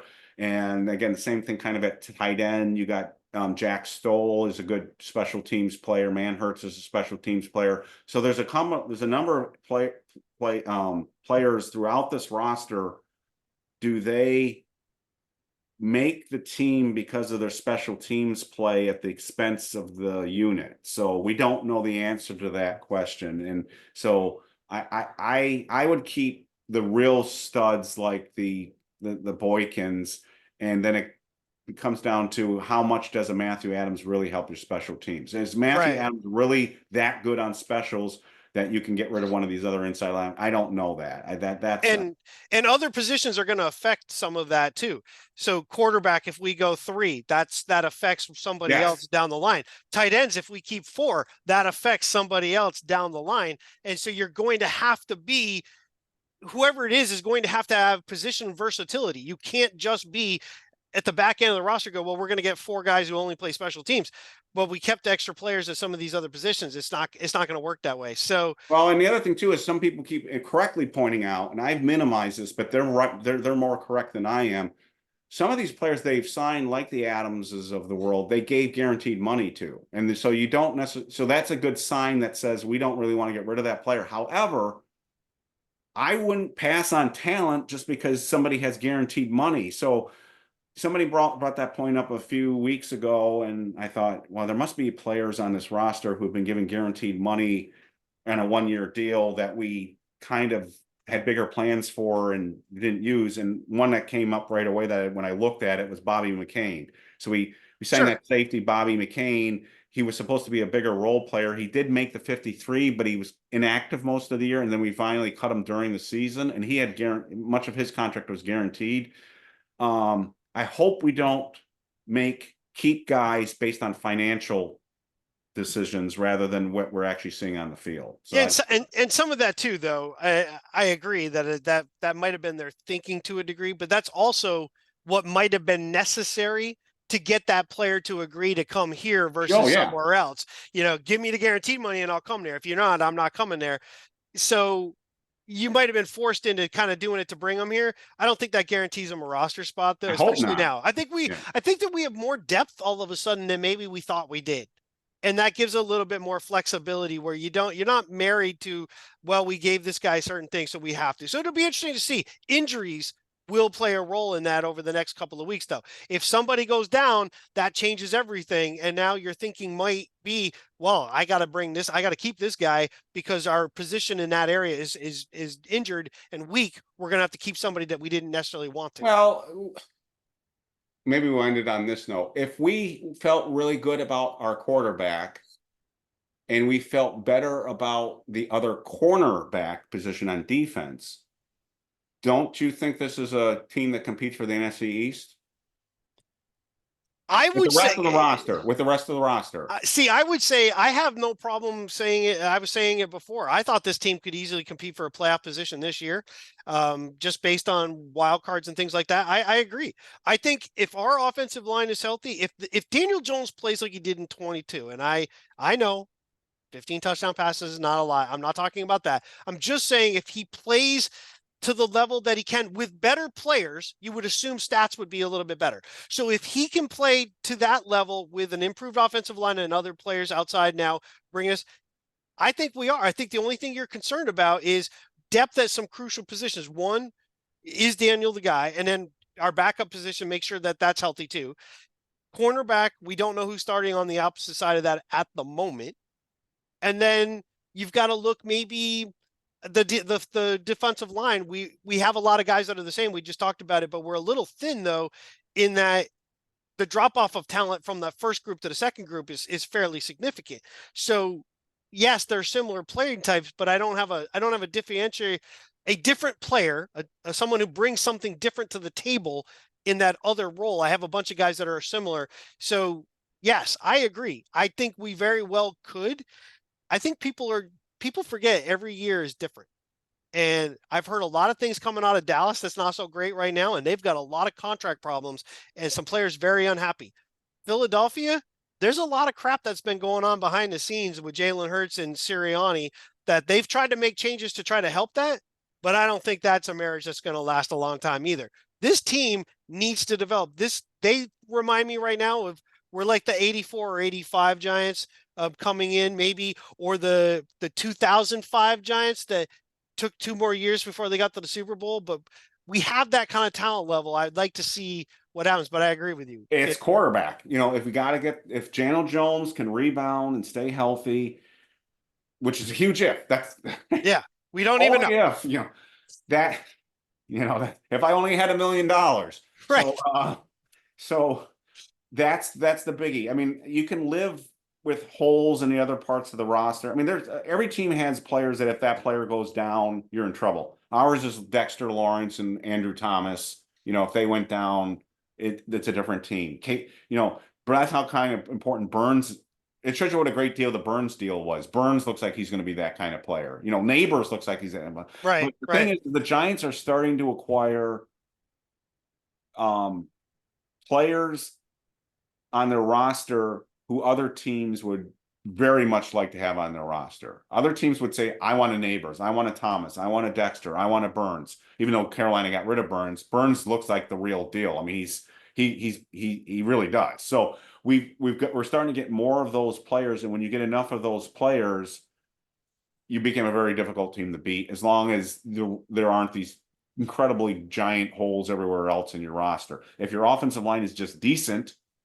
you can have your wide receivers and running backs do things. So again, I only throw that out there in this is this team, like I make the point I was trying to make is what you just said. This is a team that's deeper than it's been, and so we have more talent than we've had. So hopefully the financials don't come in and make those Right, decisions for right. us. So So with that in mind, I think we probably reviewed this quite a bit. yeah, We went past we our went past our we, time. our Yeah. time, but that's okay. We're tightening it up. But so we will do at least one more video this week previewing the Texans game. Maybe another video within there. But for now, anything final that you had for this?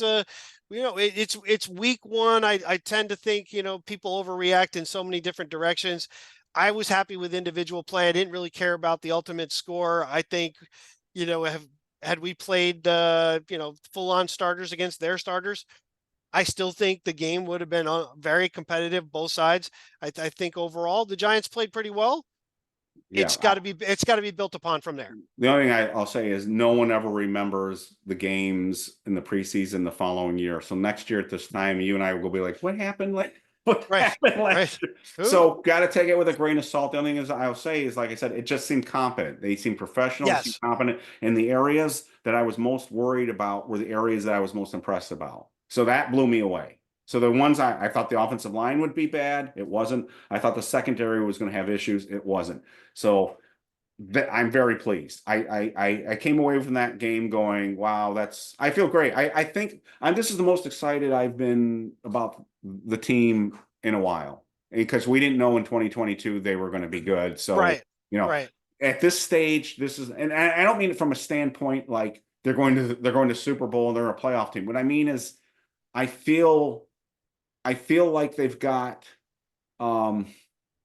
good coaching, Yeah. and I feel like they've got some players that are going to be fun to watch. I feel like this is going to be a fun team to watch, not a disaster. And hopefully I'm right. Hopefully I'm not eating my words in a month and we're like, oh my God, this is a disaster. I just feel better about it right now. I feel like we have a direction. I feel like we have a direction and we have pieces together, and I don't feel like we're a joke, which is where I didn't think it last year until the season started. Yeah. We saw the preseason game. They did the overconfidence last year. We should have caught on the one drive, and they're like, "Oh, we'll take Daniel off. He doesn't need to play anymore. He did one drive, great." And then it all fell apart with one drive against the Cowboys, with one injury to our tackle, a blocked field goal. Next thing you know, it's a touchdown. Then it's an interception for a touchdown, and then that season was over. Yeah. And I don't feel like that's the case this year. I don't feel like I don't think they're taking it that way. I think you're going to see Jones. He's going to be held a little bit back, but only because they want to work the knee in and they want to be very careful. But he's not going to get one drive and look good and they go, "You're done for the preseason." I That's not hope going to not. Yeah. that's They not going better to not happen. do that. Yeah. They better not do Um, that. so yeah, that if you didn't, then whatever. If you did that and bad things happened, then feel free to get fired at the end of the year. I just can't imagine they would do that again. So I feel good about it. I feel happy about the team. I like the fact that once you get past 2 or 3 players on, there's more. We used to be like, well, we got that guy.